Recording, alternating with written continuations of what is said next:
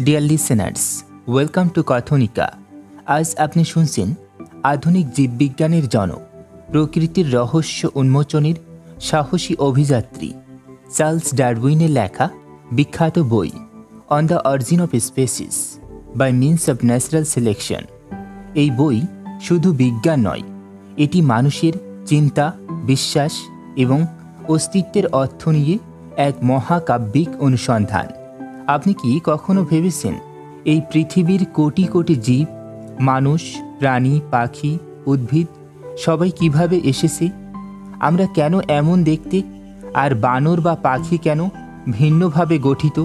জীবন কি একদিন হঠাৎ সৃষ্টি হয়েছিল, নাকি এটি ধীরে ধীরে বিবর্তনের পথে জন্ম নিয়েছে?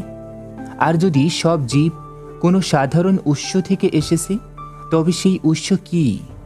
এই প্রশ্নগুলোর উত্তর খুঁজেছিলেন একজন মানুষ, যিনি সারা জীবন প্রকৃতির প্রতিটি বিন্দুকে পর্যবেক্ষণ করেছেন আর সাহস করেছিলেন সেই প্রশ্ন তুলতে, যেটি যুগ যুগ ধরে বলা হতো প্রশ্ন করা নিষিদ্ধ।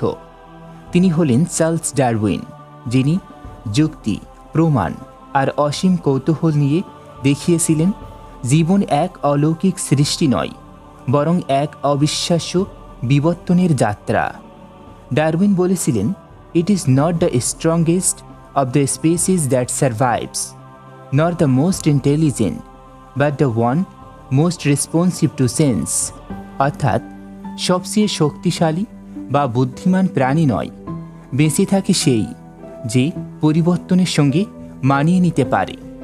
On the origin of species বইটি শুধু জীববিদ্যার ইতিহাস নয়, এটি মানুষকে শেখায় চিন্তার সাহস, প্রশ্নের শক্তি এবং প্রমাণের সৌন্দর্য। এখানে ডারউইন দেখিয়েছেন প্রকৃতির প্রতিটি জীব পরিবর্তনশীল, টিকে থাকার লড়াই গড়ে তোলে নতুন প্রজাতি এবং সময়ের বিশাল স্রোতে ক্ষুদ্র পরিবর্তনই সৃষ্টি করে বিশাল রূপান্তর। তিনি প্রশ্ন করেছেন, যদি ঈশ্বর প্রতিটি প্রাণী আলাদা করে সৃষ্টি করতেন, তাহলে কেন এত মিল, কেন এত ক্রমবিকাশ? প্রিয় শ্রোতা, এই বই কোনো ধর্মের বিরুদ্ধে নয়, এটি অন্ধবিশ্বাসের বিরুদ্ধে। এটি শেখায় সত্য প্রমাণ দিয়ে খুঁজে নিতে হয়, জ্ঞানকে ভয় নয় কৌতূহল দিয়ে গ্রহণ করতে হয়, এবং প্রতিটি জীবের ভেতরে লুকিয়ে আছে অভিযোজনের অসাধারণ গল্প। এই বই আমরা একসাথে খুঁজে দেখব কিভাবে মানুষ, প্রাণী, উদ্ভিদ সবই একই প্রকৃতির নিয়মে গঠিত, কিভাবে ন্যাচারাল সিলেকশন বা প্রাকৃতিক নির্বাচন পৃথিবীকে গড়ে তুলেছে আজকের রূপে, আর কিভাবে এই ধারণা শুধু বিজ্ঞান নয়, বরং মানুষের দৃষ্টিভঙ্গিকেই চিরতরে পরিবর্তন করেছে। এই বইয়ের প্রতিটি অধ্যায় খুলবে এক নতুন জানালা, যেখানে আপনি নিজেকে প্রশ্ন করবেন, আমি কে? আমি কিভাবে এলাম এই পৃথিবীতে? তাহলে চলুন শুরু করি বিজ্ঞান আর প্রকৃতির অসীম রহস্যের এক অনন্য যাত্রা চার্লস ডারউইনের সঙ্গে on the origin of species, শুধুমাত্র কথনিকাতে। ইন্ট্রোডাকশন। এই বইটি শুধু একটি বৈজ্ঞানিক গ্রন্থ নয়, এটি পৃথিবী ও জীবনের প্রতি আমাদের দৃষ্টিভঙ্গি চিরতরে বদলে দিয়েছে। এখানে ডারউইন প্রশ্ন তুলেছিলেন সেই চিরাচরিত বিশ্বাসকে যে জীবজগৎ অপরিবর্তনীয়, যে প্রতিটি প্রজাতি একইভাবে সৃষ্টি হয়েছে। তিনি বলেছিলেন, না, প্রকৃতি কখনো স্থির নয়, জীবন নিজেই পরিবর্তনের গল্প। একটি প্রশ্ন যা বদলে দিল পৃথিবী। ডারউইনের যাত্রা শুরু হয় এক সরল প্রশ্ন থেকে, প্রকৃতির এই অসীম বৈচিত্র্যের পেছনে কারণ কি? একই জাতের কিছু প্রাণী বেশি শক্তিশালী, কিছু দুর্বল, কিছু টিকে যায়, কিছু হারিয়ে যায়। কেন? এই প্রশ্নের উত্তর খুঁজতেই তিনি 1831 সালে উঠেছিলেন ব্রিটিশ জাহাজ HMS বিগলে, যেখানে তিনি পৃথিবীর নানা প্রান্ত ঘুরে দেখেছিলেন, প্রাণী, উদ্ভিদ, পাথর, দ্বীপ সব কিছু। আর সেই ভ্রমণেই জন্ম নেয় পৃথিবীর অন্যতম গভীর ধারণা, ন্যাচারাল সিলেকশন, অর্থাৎ প্রকৃতির নিজস্ব নির্বাচন প্রক্রিয়া। ডারউইনের সাহস। বিশ্বাস থেকে যুক্তির পথে। সেই সময়ের সমাজে বলা হতো প্রতিটি প্রাণী ঈশ্বরের হাতে অপরিবর্তনীয়ভাবে তৈরি। কিন্তু ডারউইন দেখালেন প্রকৃতি কখনো স্থির নয়, প্রতিটি প্রাণী পরিবর্তিত হচ্ছে, অভিযোজিত হচ্ছে, টিকে থাকার জন্য লড়ছে। তিনি বুঝলেন যারা পরিবেশের সঙ্গে মানিয়ে নিতে পারে তারা বাঁচে, আর যারা পারে না তারা ধীরে ধীরে হারিয়ে যায়। এটাই জীবনের প্রাকৃতিক নির্বাচন, দ্য স্ট্রাগল ফর এক্সিস্টেন্স। বিজ্ঞানের প্রতি বিনয় ও সততা। ডারউইন কখনো দাবি করেননি যে তিনি সব জানেন, বরং তিনি লিখেছিলেন, I am not convinced that I am right, but I am convinced that questioning is necessary. তিনি জানতেন যদি কোনো সত্য থাকে তা যুক্তির পরীক্ষায় টিকবে, আর সেটি বিজ্ঞানের সৌন্দর্য। প্রকৃতির প্রতি নতুন দৃষ্টিভঙ্গি। ডারউইন আমাদের শিখিয়েছেন প্রকৃতি শুধু সৃষ্টি নয়, এটি এক আবিরাম পরিবর্তনের সিম্ফনি। ক্ষুদ্রতম পরিবর্তনও সময়ের স্রোতে বিশাল রূপ নেয়। এককোষী জীব থেকে মানুষের বিবর্তন এক মহাকাব্যিক যাত্রা, যেখানে প্রতিটি প্রাণী পৃথিবীর অংশীদার। তিনি বলেছিলেন, that is grandeur in the view of life that from so simple A beginning endless from most beautiful have been evolved. অর্থাৎ এই দৃষ্টিভঙ্গিতে এক মহিমা আছে যে সাধারণ এক সূচনা থেকে সবচেয়ে সুন্দর অসংখ্য রূপের উদ্ভব ঘটেছে। একটি বই যা মানুষকে চিন্তা করতে শিখিয়েছে। ডারউইনের এই বই শুধু বিজ্ঞান নয়, এটি চিন্তার স্বাধীনতার এক প্রতীক। এটি আমাদের শেখায় সত্য কোনো বিশ্বাস নয়, প্রমাণের ফল। এটি ভয় নয়, কৌতূহলকে প্রেরণা দেয়। এটি মানুষকে স্মরণ করিয়ে দেয় আমরা প্রকৃতির মালিক নই, আমরা তারই অংশ। চলুন এবার আমরা প্রবেশ করব বইটির প্রথম অধ্যায়ে। Chapter 1, variation under domestication. আপনি কি কখনো খেয়াল করেছেন আমাদের এই পৃথিবীতে প্রাণীরা যেন বদলে গেছে? কুকুর, বিড়াল, গরু, ঘোড়া, এমনকি কবুতর, সবই যেন কোনো অদৃশ্য নিয়মে গড়ে উঠেছে মানুষের প্রয়োজন অনুযায়ী। চার্লস ডারউইন তার বইয়ের প্রথম অধ্যায়ে আমাদের নিয়ে যান এই প্রশ্নে, মানুষ যেভাবে প্রাণীদের বিবর্তন করতে পারে, প্রকৃতিও কি নিজের মতো করে একই কাজ করে? এটাই ভ্যারিয়েশন আন্ডার ডোমেস্টিকেশন, অর্থাৎ মানুষের নিয়ন্ত্রণে প্রাণী ও উদ্ভিদের পরিবর্তন। মানুষ কিভাবে প্রকৃতিকে বদলায়? ডারউইন তার গবেষণা শুরু করেছিলেন সবচেয়ে সাধারণ প্রাণী কবুতর দিয়ে। তিনি দেখিয়েছিলেন একই প্রজাতির কবুতর মানুষ যখন নির্দিষ্ট বৈশিষ্ট্যের জন্য প্রজনন করায়, তখন তারা ধীরে ধীরে একে অপরের থেকে সম্পূর্ণ আলাদা হয়ে যায়। কেউ শক্তিশালী, কেউ রঙে ভিন্ন, কেউ আকাশে উঠতে পারদর্শী, কেউ কেবল মাটিতে হাঁটে।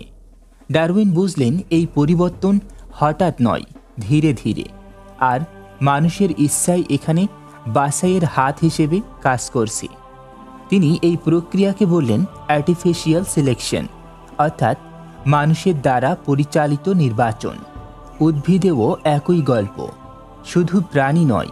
ডারউইন দেখালেন উদ্ভিদও মানুষের ইচ্ছায় বদলায়। কৃষক যখন বেশি ফলন দেয় এমন গাছ বেছে রাখে, ফুল চাষি যখন সুন্দর রং বা গন্ধের ফুল সংরক্ষণ করে, অথবা মালি যখন মজবুত গাছ থেকে বীজ নেয়, তখন মানুষ অনিচ্ছাকৃতভাবেই প্রকৃতিতে পরিবর্তন ঘটাচ্ছে। এভাবেই প্রজন্মের পর প্রজন্মে তৈরি হচ্ছে নতুন রূপ, নতুন বৈচিত্র্য।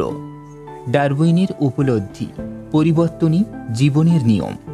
ডারউইন তখন এক গভীর উপলব্ধিতে পৌঁছান, প্রকৃতিতে কোনো কিছু স্থির নয়। যেমন মানুষ যদি প্রাণী ও উদ্ভিদের গঠন বদলাতে পারে মাত্র কয়েক প্রজন্মে, তাহলে প্রকৃতি, যার হাতে সময়ের পরিমাণ কোটি কোটি বছর, সে তো আরও সূক্ষ্ম, আরও বৃহৎ পরিবর্তন ঘটাতে সক্ষম।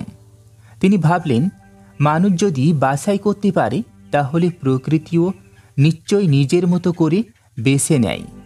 এই নির্বাচন হয় না কোনো ঈশ্বরীয় নির্দেশে, বরং টিকে থাকার সংগ্রাম এর মধ্য দিয়ে। মানুষের উদাহরণেই প্রকৃতির রহস্য। ডারউইন বিভিন্ন উদাহরণ দেন। গৃহপালিত কুকুর নেকড়ের বংশধর হয়েও আজ নানা প্রজাতিতে বিভক্ত, কারণ মানুষ ভিন্ন ভিন্ন উদ্দেশ্যে তাদের বাছাই করেছে। গরু, ভেড়া, ঘোড়া সব ক্ষেত্রেই মানুষ এমন প্রাণী রাখে যারা তার উপকারে আসে, আর এইসব নির্বাচনের ফলেই নতুন রূপ তৈরি হয়, পুরনো রূপ হারিয়ে যায়। বৈচিত্র্য প্রকৃতির ভাষা। ডারউইন বলেন, এই বৈচিত্র্যই জীবনের আসল সৌন্দর্য। দুটি প্রাণী বা দুটি গাছ কখনো পুরোপুরি এক নয়। ক্ষুদ্র ক্ষুদ্র পার্থক্যই একদিন বড় পরিবর্তনের জন্ম দেয়। তিনি লিখেছিলেন, man can act only external and visible character, nature cares for the smallest difference. অর্থাৎ মানুষ পরিবর্তন করে বাহ্যিক দিক, কিন্তু প্রকৃতি খেয়াল রাখে সূক্ষ্ম পার্থক্যগুলো, যেগুলো টিকে থাকার জন্য সবচেয়ে গুরুত্বপূর্ণ। এই অধ্যায়ে ডারউইন আমাদের বোঝাতে চেয়েছেন, যদি মানুষ প্রজননের মাধ্যমে প্রজাতিকে বদলাতে পারে, তবে প্রকৃতি তার নিজস্ব ন্যাচারাল সিলেকশন এর মাধ্যমে আরও নিখুঁতভাবে তা করতে পারে। এখানেই শুরু হয় তার মূল তত্ত্বের ভিত্তি, ইভলিউশন বাই ন্যাচারাল সিলেকশন। এই অধ্যায়ে ডারউইন যেন আমাদের চোখ খুলে দেন। তিনি বলেন, জীবন এক স্থির অবস্থা নয়, এটি এক পরিবর্তনের প্রবাহ, আর এই প্রবাহের উৎস হল বৈচিত্র্য। আমরা যা দেখি একই রূপ বলে, সময়ের গভীরে তা বদলে যায়। যেমন জলস্রোত বদলায় পাহাড়ের গঠন। পরবর্তী অধ্যায়ে আমরা যাব আরও গভীরে, যেখানে ডারউইন দেখাবেন প্রকৃতিতেও কিভাবে সেই একই পরিবর্তন নীরবে, ধীরে কিন্তু আবিরামভাবে ঘটেছে। Chapter 2, variation under nature. এই অধ্যায়ে ডারউইন আমাদের নিয়ে যাবেন মানুষের তৈরি পৃথিবী থেকে প্রকৃতির আসল জগতে, যেখানে পরিবর্তন আর বৈচিত্র্য ঘটে কোনো অলৌকিক সত্তা বা মানুষের নির্দেশ ছাড়াই, প্রকৃতির নিজস্ব নিয়মে, ধীরে কিন্তু অনবরত। আপনি কি কখনো বনে বা মাঠে হাঁটার সময় খেয়াল করেছেন, একই রকম দেখানো দুটি গাছ, পাখি বা ফুল আসলে কতটা আলাদা হতে পারে? একটার পাতা একটু বড়, আরেকটার রং একটু আলাদা। একটা পোকা বেশি বাঁচে, আরেকটা হয়তো আগে মরে যায়। এই ছোট ছোট পার্থক্যগুলোই ডারউইনের ভাষায় ভ্যারিয়েশন আন্ডার নেচার, অর্থাৎ প্রকৃতির ভেতরের সূক্ষ্ম বৈচিত্র্য। মানুষের বাসায় নয়, প্রকৃতির খেলা। আগের অধ্যায়ে আমরা দেখেছিলাম, মানুষ যখন প্রজননের মাধ্যমে প্রাণী ও উদ্ভিদের গঠন বদলায়, তাকে বলা হয় আর্টিফিশিয়াল সিলেকশন। কিন্তু প্রকৃতিতে কেউ নিয়ন্ত্রণ করছে না, তবুও প্রকৃতিতেও রয়েছে আবিরাম পরিবর্তন। ডারউইন বলেছিলেন, no two individuals are exactly alike, this is the law of nature. অর্থাৎ প্রকৃতির কোনো দুটি প্রাণী পুরোপুরি এক নয়। এই বৈচিত্র্যই জীবনের গোপন সুর, প্রজাতি ও প্রকারভেদের সূক্ষ্ম সীমা। ডারউইন খেয়াল করলেন, স্পেসিস বা প্রজাতি আর ভ্যারাইটি বা প্রকারভেদ এর মধ্যে পার্থক্য প্রায় অদৃশ্য। অনেক সময় দুটি প্রজাতি দেখতে এতটাই একরকম যে বিজ্ঞানীরাও বিভ্রান্ত হন। এরা কি আলাদা প্রজাতি, না একই প্রজাতির দুই রূপ? তিনি বলেছিলেন, স্পেসিস আর অনলি ওয়েল মার্কড ভ্যারাইটিস। অর্থাৎ যে বৈশিষ্ট্য সময়ের পরীক্ষায় টিকে গেছে, সেই বৈচিত্র্যই একদিন নতুন প্রজাতি হয়ে ওঠে। এ যেন প্রকৃতির এক ধীর সুন্দর বিবর্তনের চক্র, প্রকৃতির অসীম বৈচিত্র্য।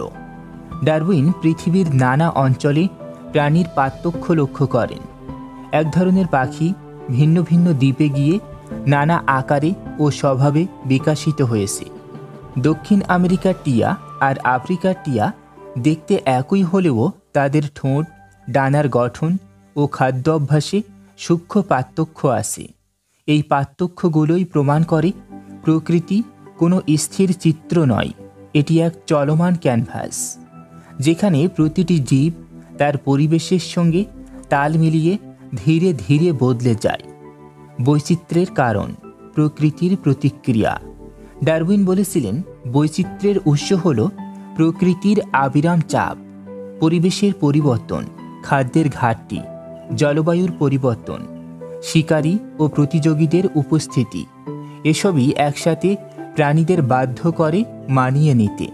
যে প্রাণী মানিয়ে নিতে পারে সে বেঁচে থাকে এবং বংশবিস্তার করে, যে পারে না সে ধীরে ধীরে হারিয়ে যায়। এই নীরব প্রতিযোগিতাই প্রকৃতির সবচেয়ে শক্তিশালী প্রক্রিয়া, প্রকৃতির সূক্ষ্ম প্রকৌশল। ডারউইন দেখালেন, একটি ক্ষুদ্র পরিবর্তনও প্রজন্মের পর প্রজন্মে বড় পার্থক্য সৃষ্টি করে। এক পোকামাকড়ের ডানা একটু দীর্ঘ হলে সে হয়তো দূরে উঠতে পারে, আর এই সুবিধাই তার টিকে থাকার চাবিকাঠি হয়ে যায়। একটি হরিণের কান যদি একটু বেশি শোনে, সে শিকারীর কাছ থেকে আগে সতর্ক হয়। এই ছোট ছোট সুবিধাগুলো ধীরে ধীরে পুরো প্রজাতির রূপ পাল্টে দেয়। ডারউইনের উপলব্ধি, প্রজাতি আসলে স্থির নয়। তখনকার বিজ্ঞানীরা বিশ্বাস করতেন প্রতিটি প্রজাতি আলাদা করে সৃষ্টি হয়েছে আর তারা অপরিবর্তনীয়। কিন্তু ডারউইন দেখালেন, স্পিসিস হলো এক চলমান রূপান্তর। এক প্রজাতি সময়ের স্রোতে ধীরে ধীরে অন্য প্রজাতিতে রূপ নেয়। নতুন প্রজাতি জন্মায় পুরনো প্রজাতির ভেতর থেকেই, যেমন নদী বদলে যায় স্রোতের দিক পাল্টে।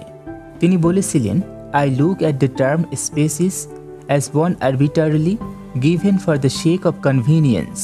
অর্থাৎ স্পেসিস শব্দটি মানুষের সুবিধার জন্য দেওয়া, প্রকৃতির নয়।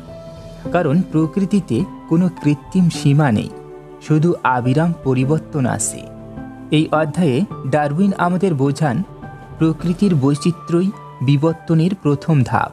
ছোট ছোট পার্থক্যই ধীরে ধীরে বড় পরিবর্তনের জন্ম দেয়, এবং স্পেসিস কোনো চিরস্থায়ী সত্তা নয়, বরং সময়ের ধারায় পরিবর্তনশীল এক রূপ। এটাই সেই ভাবনা যা পরবর্তী অধ্যায়ে গিয়ে পরিণত হয় ন্যাচারাল সিলেকশন এর ধারণায়, যা পৃথিবীতে জীবনের নিয়ম নির্ধারণ করে। ডারউইনের ভাষায়, nature produces her forms not only by sudden creation but by slow and beautiful modification. অর্থাৎ প্রকৃতি তার সৃষ্টি এক নিমেষে করে না, বরং ধীরে ধীরে নীরবে সুন্দরভাবে রূপান্তরিত করে। পরবর্তী অধ্যায়ে আমরা প্রবেশ করব বিবর্তনের অন্যতম মৌলিক ধারণায়, যেখানে ডারউইন দেখাবেন জীবন আসলে এক আবিরাম লড়াই, যেখানে প্রতিটি জীব নিজেদের অস্তিত্ব টিকিয়ে রাখার জন্য সংগ্রাম করে। Chapter 3, the struggle for existence. এখন আমরা প্রবেশ করছি সেই অধ্যায়ে যা পুরো বিবর্তন তত্ত্বের ভিত্তি। এখানে ডারউইন জীবনের এক গভীর বাস্তবতা তুলে ধরেছেন। প্রকৃতি এক সৌন্দর্যের রাজ্য হলেও তার অন্তরে লুকিয়ে আছে এক অনবরত লড়াই, বেঁচে থাকার সংগ্রাম। ডারউইন বলেন, প্রকৃতি দেখতে শান্ত ও সুন্দর হলেও এর ভেতরে প্রতিটি মুহূর্তে চলছে এক নীরব যুদ্ধ, বাঁচা না মরার যুদ্ধ। এই যুদ্ধ অস্ত্র বা রক্তের নয়, এটি জীবনের টিকে থাকার যুদ্ধ। খাবার, জায়গা, আলো, বংশবিস্তার সব কিছু নিয়েই প্রকৃতি এক বিশাল প্রতিযোগিতার ময়দান। অতিরিক্ত জন্ম, সীমিত সম্পদ। ডারউইনের পর্যবেক্ষণ শুরু হয় এক সাধারণ সত্য থেকে। পৃথিবীতে প্রতিটি প্রাণী তার প্রয়োজনের চেয়ে অনেক বেশি সন্তান জন্ম দেয়।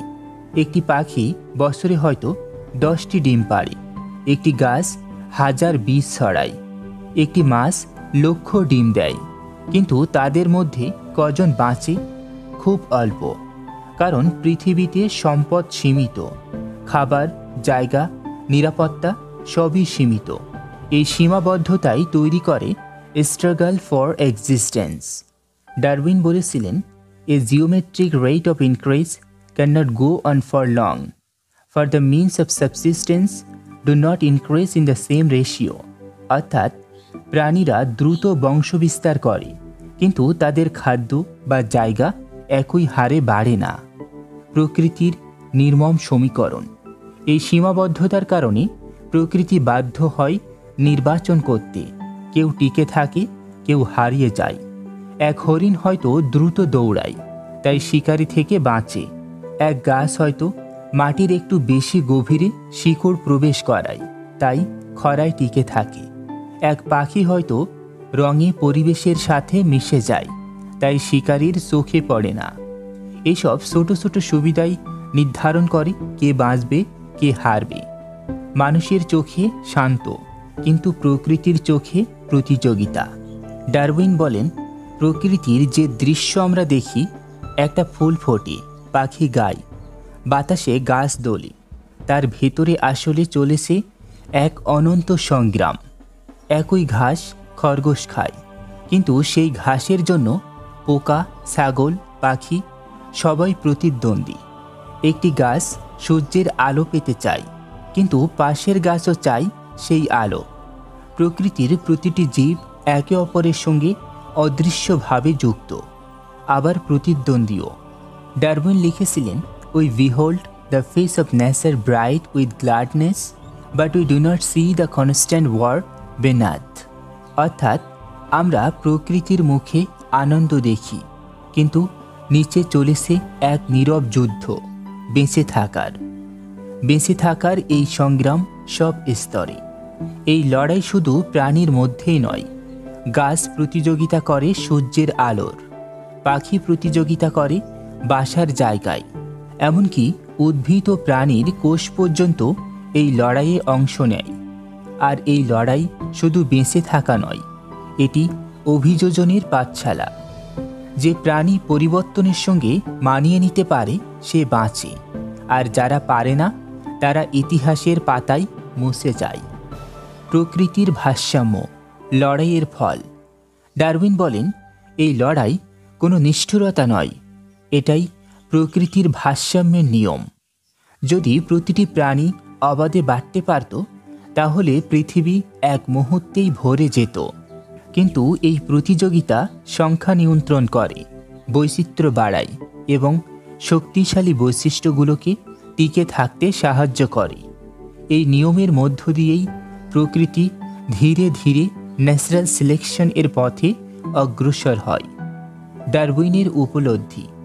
ডারউইন উপলব্ধি করেছিলেন এই লড়াই জীবনের চালিকা শক্তি। তিনি বলেছিলেন, as more individuals are produced than can possibly survive, there must in every case be a struggle for existence. অর্থাৎ যেহেতু প্রতিটি প্রাণী তার টিকে থাকার চেয়ে বেশি জন্ম দেয়, তাই প্রতিটি প্রজাতির মধ্যেই চলেছে এক প্রতিযোগিতা। প্রকৃতির পাঠ, সংগ্রামের মধ্যেই বিবর্তন। ডারউইন এই অধ্যায়ের শেষে এক অসাধারণ উপলব্ধি দেন। এই সংগ্রামী জীবনের অগ্রগতির ইঞ্জিন। এই প্রতিযোগিতার মাধ্যমেই প্রকৃতি বেছে নেয় কাকে রেখে দেবে, কাকে বাদ দেবে। এটি কোনো ঈশ্বরীয় সিদ্ধান্ত নয়, এটি প্রকৃতির ধৈর্যশীল যুক্তিসঙ্গত নির্বাচন। তিনি লিখেছিলেন, the war of nature is not incessant, the vigorous, the healthy and the happy survive. অর্থাৎ প্রকৃতির যুদ্ধ অনন্ত নয়, শেষ পর্যন্ত টিকে থাকে সেই সব জীব যারা অভিযোজিত, শক্তিশালী এবং নিজের পরিবেশে মানিয়ে নিতে পারে। এই অধ্যায় আমাদের শেখায়, জীবন মানে শুধু বেঁচে থাকা নয়, এটি মানিয়ে নেওয়ার, লড়াই করার আর বদলে যাওয়ার প্রক্রিয়া। প্রকৃতির প্রতিটি জীব সেই লড়াইয়ের অংশ, যেখানে বেছে নেওয়া হয় সবচেয়ে মানানসই বৈশিষ্ট্য। এই লড়াই হবে পরের অধ্যায়ের কেন্দ্রবিন্দু, যেখানে ডারউইন ব্যাখ্যা করবেন কিভাবে এই স্ট্রাগল তৈরি করে ন্যাচারাল সিলেকশন, প্রকৃতির নিজস্ব বিবর্তনের আইন। এই অধ্যায় আমাদের মনে করিয়ে দেয় সংগ্রামী জীবনের নিয়ম আর অভিযোজনই তার উত্তর। যে পরিবর্তনকে ভয় পায় সে হারিয়ে যায়, আর যে মানিয়ে নিতে শেখে সেই ইতিহাস তৈরি করে। এবার আমরা প্রবেশ করব পরবর্তী অধ্যায়ে, যেখানে ডারউইন আমাদের দেখাবেন কিভাবে এই সংগ্রামী প্রকৃতির সবচেয়ে বড় বাছাইয়ের প্রক্রিয়া, চ্যাপ্টার 4 ন্যাচারাল সিলেকশন। এই অধ্যায়ে ডারউইন ব্যাখ্যা করেন কিভাবে প্রকৃতি নিজেই হয়ে ওঠে এক নীরব নির্বাচক, যা বেছে নেয় সবচেয়ে উপযোগী জীবনকে এবং ধীরে ধীরে সৃষ্টি করে নতুন প্রজাতি।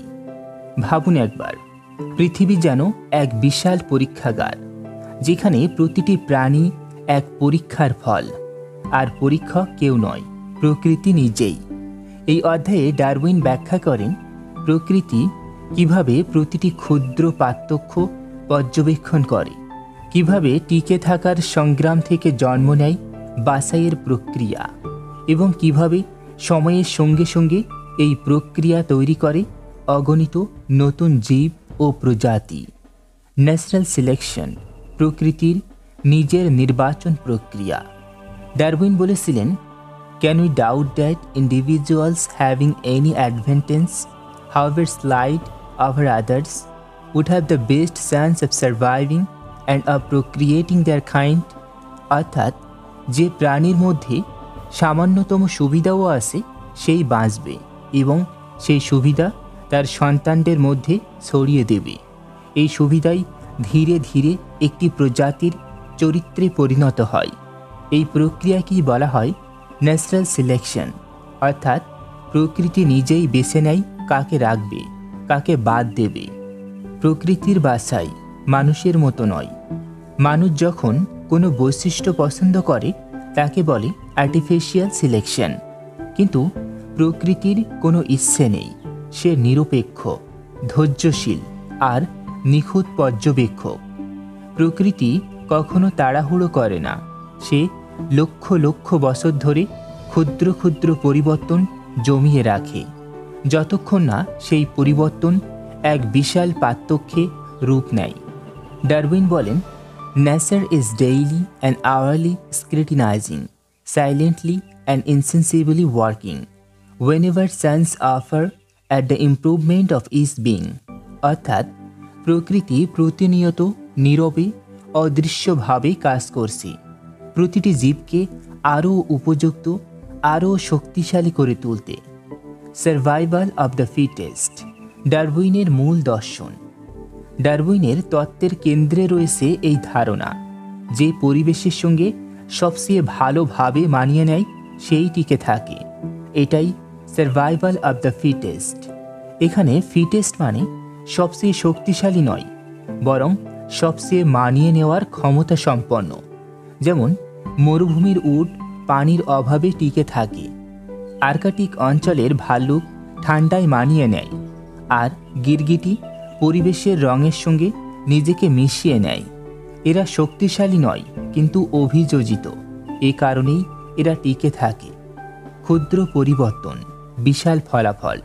ডারউইন বলেন, প্রকৃতি হঠাৎ করে কিছু সৃষ্টি করে না, বরং ক্ষুদ্র ক্ষুদ্র পরিবর্তনের স্তরে স্তরে একটি বড় রূপান্তর তৈরি করে।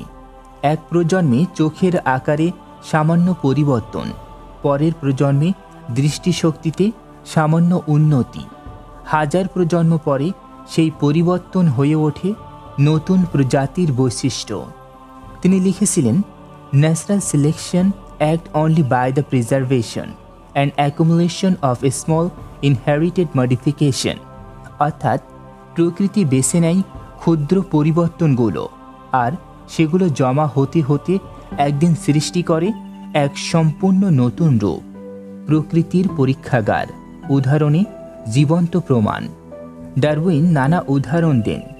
গিরগিটি বা পতঙ্গের দেহে ক্যামোফ্ল্যাগ, লুকিয়ে থাকার ক্ষমতা; পাখির ঠোঁটের গঠন খাদ্যের ধরন অনুযায়ী পরিবর্তন; ফুলের গঠন যাতে মৌমাছি সহজে পরাগ ছড়াতে পারে। এইসব পরিবর্তন কোনো পরিকল্পনা নয়, এগুলো এসেছে ধীরে ধীরে, কারণ এগুলো টিকে থাকার জন্য উপযোগী ছিল। প্রকৃতি প্রতিটি সফল বৈশিষ্ট্যকে টিকিয়ে রাখে আর অপ্রয়োজনীয়গুলোকে বাদ দেয়, যেন এক নিখুঁত ভাস্কর সময়ের হাতুড়ি দিয়ে গড়ে তুলেছে জীবনের মূর্তি। প্রকৃতির উদ্দেশ্য নয়, ফলাফল। ডারউইন খুব স্পষ্টভাবে বলেন, প্রকৃতির কোনো উদ্দেশ্য নেই, তবুও তার ফলাফল মনে হয় যেন এক পরিকল্পিত সৃষ্টি।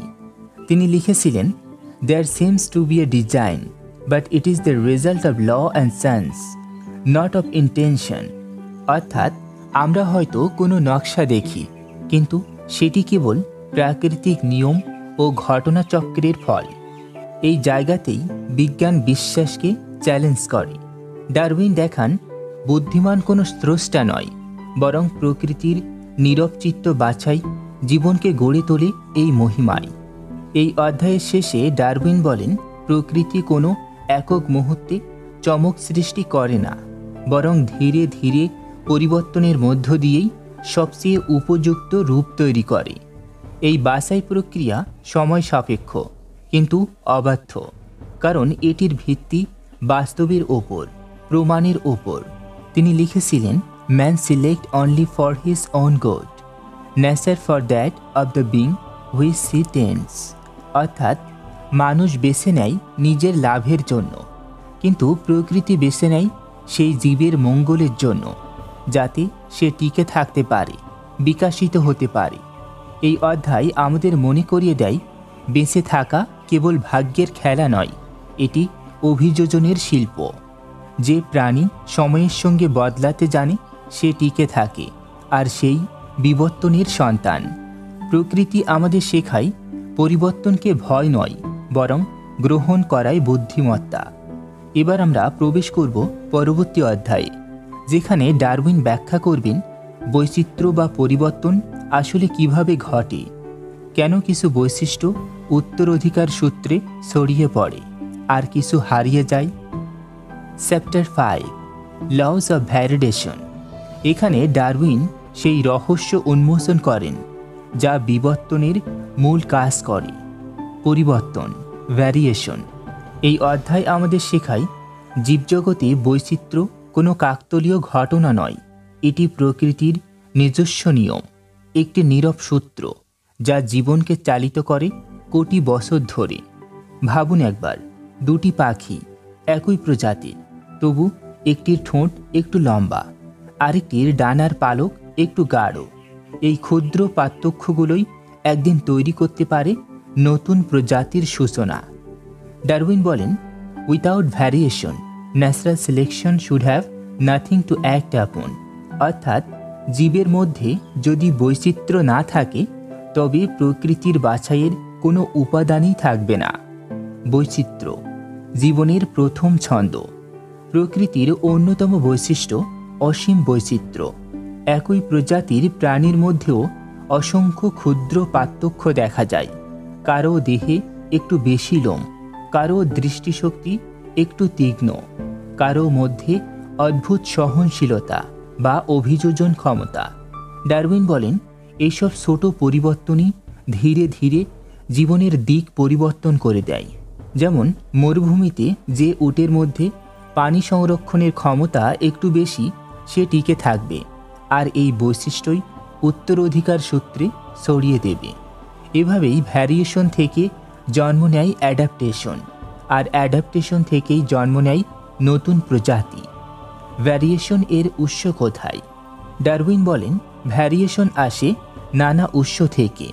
হেরিডিটি, উত্তরাধিকার, সন্তানের মধ্যে পিতামাতার বৈশিষ্ট্যের পরিবর্তিত পুনরাবৃত্তি। এনভায়রনমেন্ট, পরিবেশ, পরিবেশের তাপ, খাদ্য, জলবায়ু, প্রতিযোগিতা প্রভৃতি উপাদান জীবের শরীরে সূক্ষ্ম পরিবর্তন আনে। ইউজ অ্যান্ড ডিসইউজ, ব্যবহার ও অব্যবহার। যেসব অঙ্গ বেশি ব্যবহৃত হয় তা আরও শক্তিশালী হয়, যেগুলো ব্যবহৃত হয় না সেগুলো ধীরে ধীরে ক্ষয়প্রাপ্ত হয়। যেমন গুহায় বসবাসকারী প্রাণীদের চোখ ক্ষীণ হয়ে আসে, আর পাখিদের ডানার পেশি ব্যবহার অনুযায়ী ভিন্ন হয়ে ওঠে। এসবই প্রমাণ করে প্রকৃতি নিজেই প্রতিটি অঙ্গ ও বৈশিষ্ট্য পরীক্ষা করে, রাখে কেবল যেগুলো বেঁচে থাকার জন্য উপযোগী। প্রজাতির ভেতরে বৈচিত্র্যের তাৎপর্য। ডারউইন এক চমৎকার পর্যবেক্ষণ দেন। The more diversified the descendant, the better chance they have of occupying many places in the economy of nature. অর্থাৎ যত বেশি বৈচিত্র্যময় কোনো প্রজাতির সদস্যরা হবে, তত বেশি তারা ভিন্ন পরিবেশে টিকে থাকতে পারবে। এটি এক প্রকার জীবনের নিরাপত্তা ব্যবস্থা। যদি পরিবেশ বদলায় তবে কিছু সদস্যের বৈশিষ্ট্য তাদের টিকে থাকতে সাহায্য করবে, অন্যরা হয়তো হারিয়ে যাবে, কিন্তু যারা মানিয়ে নিতে পারে তারাই ভবিষ্যৎ প্রজন্মের জনক। ভ্যারিয়েশন কোনো ত্রুটি নয়, এটি জীবনের উপহার। ডারউইন প্রচলিত ধারণাকে উল্টে দেন। আগে মানুষ ভাবত যদি কোনো প্রাণীর শরীরে পরিবর্তন আসে তা ত্রুটি বা অস্বাভাবিকতা, কিন্তু ডারউইন বলেন না, এই অস্বাভাবিকতাই জীবনের সৃজনশীলতা। প্রকৃতি পরীক্ষা নিরীক্ষা করে, ব্যর্থ হলে বাদ দেয়, সফল হলে রেখে দেয়। এই পরীক্ষায় কোটি বছরে সৃষ্টি করেছে পৃথিবীর সমস্ত বৈচিত্র্য, সবচেয়ে ক্ষুদ্র ব্যাকটেরিয়া থেকে মানব সভ্যতার শীর্ষ পর্যন্ত। ইনহেরিটেড ভ্যারিয়েশন, উত্তরাধিকার সূত্রে পরিবর্তন। ডারউইন লক্ষ্য করেন কিছু বৈচিত্র্য জন্মগত এবং তা পরবর্তী প্রজন্মে ছড়িয়ে পড়ে, যেমন কিছু উদ্ভিদের পাতার রং, কিছু প্রাণীর লোমের দৈর্ঘ্য বা মানুষের ত্বকের বৈচিত্র্য। এই বৈচিত্র্যই র ম্যাটেরিয়াল, যার উপর কাজ করে ন্যাচারাল সিলেকশন, অর্থাৎ প্রকৃতি নিজেই কোনো প্রাণী তৈরি করে না, সে কেবল বেছে নেয় যাদের বৈশিষ্ট্য টিকে থাকার জন্য কার্যকর। ইউস অ্যান্ড ডিজিউস, অঙ্গের বিবর্তনের নীরব গল্প। ডারউইন ল্যামার্কের ধারণা কিছুটা সংশোধন করে বলেন, যে অঙ্গ ব্যবহার করা হয় তা শক্তিশালী হয়, আর যা ব্যবহার হয় না তা ক্ষীণ হয়ে যায়। এই নীতি ব্যাখ্যা করে কেন গুহাবাসী প্রাণীর চোখ অন্ধ হয়ে যায়, কেন জলজ প্রাণীর অঙ্গভঙ্গি স্থলজ প্রাণীর চেয়ে আলাদা। এটি কেবল দৈব নয়, এটি হলো ব্যবহার ও অভিযোজনের ফলাফল। প্রকৃতি এক শিল্পী, এক পরীক্ষক। ডারউইন প্রকৃতিকে তুলনা করেন এক ধৈর্যশীল শিল্পীর সঙ্গে, যে হাজারো ভিন্ন শ্বাসে পরীক্ষা চালায়। যে বৈশিষ্ট্য সময়ের পরীক্ষায় টিকে যায় সেটিই হয় নতুন জীবনের ভিত্তি। তিনি বলেন, nature is not capricious, she act by fixed laws. অর্থাৎ প্রকৃতি কোনো অলৌকিক শক্তি নয়, সে নিয়ম মেনে কাজ করে। তার প্রতিটি বৈচিত্র্য, প্রতিটি রূপান্তর একটি বৈজ্ঞানিক প্রক্রিয়ার অংশ। এই অধ্যায় আমাদের শেখায় জীবনের সৌন্দর্য তার বৈচিত্র্যে।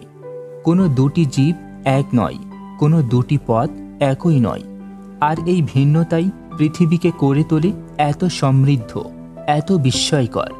ভ্যারিয়েশন হলো সেই সুর যার উপর দাঁড়িয়ে আছে জীবনের সঙ্গীত। যদি সবাই একরকম হতো তবে বিবর্তন থেমে যেত সেই প্রথম ধাপেই। এই অধ্যায় থেকে আমরা বুঝলাম জীবন এক পরীক্ষাগার, যেখানে প্রতিটি ভিন্নতা এক সম্ভাবনা, আর প্রতিটি সম্ভাবনা নতুন ভবিষ্যতের দরজা। এবার আমরা প্রবেশ করব পরবর্তী অধ্যায়ে, যেখানে ডারউইন নিজের তত্ত্বের সমালোচনাগুলোর মুখোমুখি হবেন এবং দেখাবেন কিভাবে আপাত দুর্বল যুক্তিগুলোও শেষমেশ বিবর্তনের পক্ষে প্রমাণ হয়ে দাঁড়ায়। Chapter 6, difficulties one theory.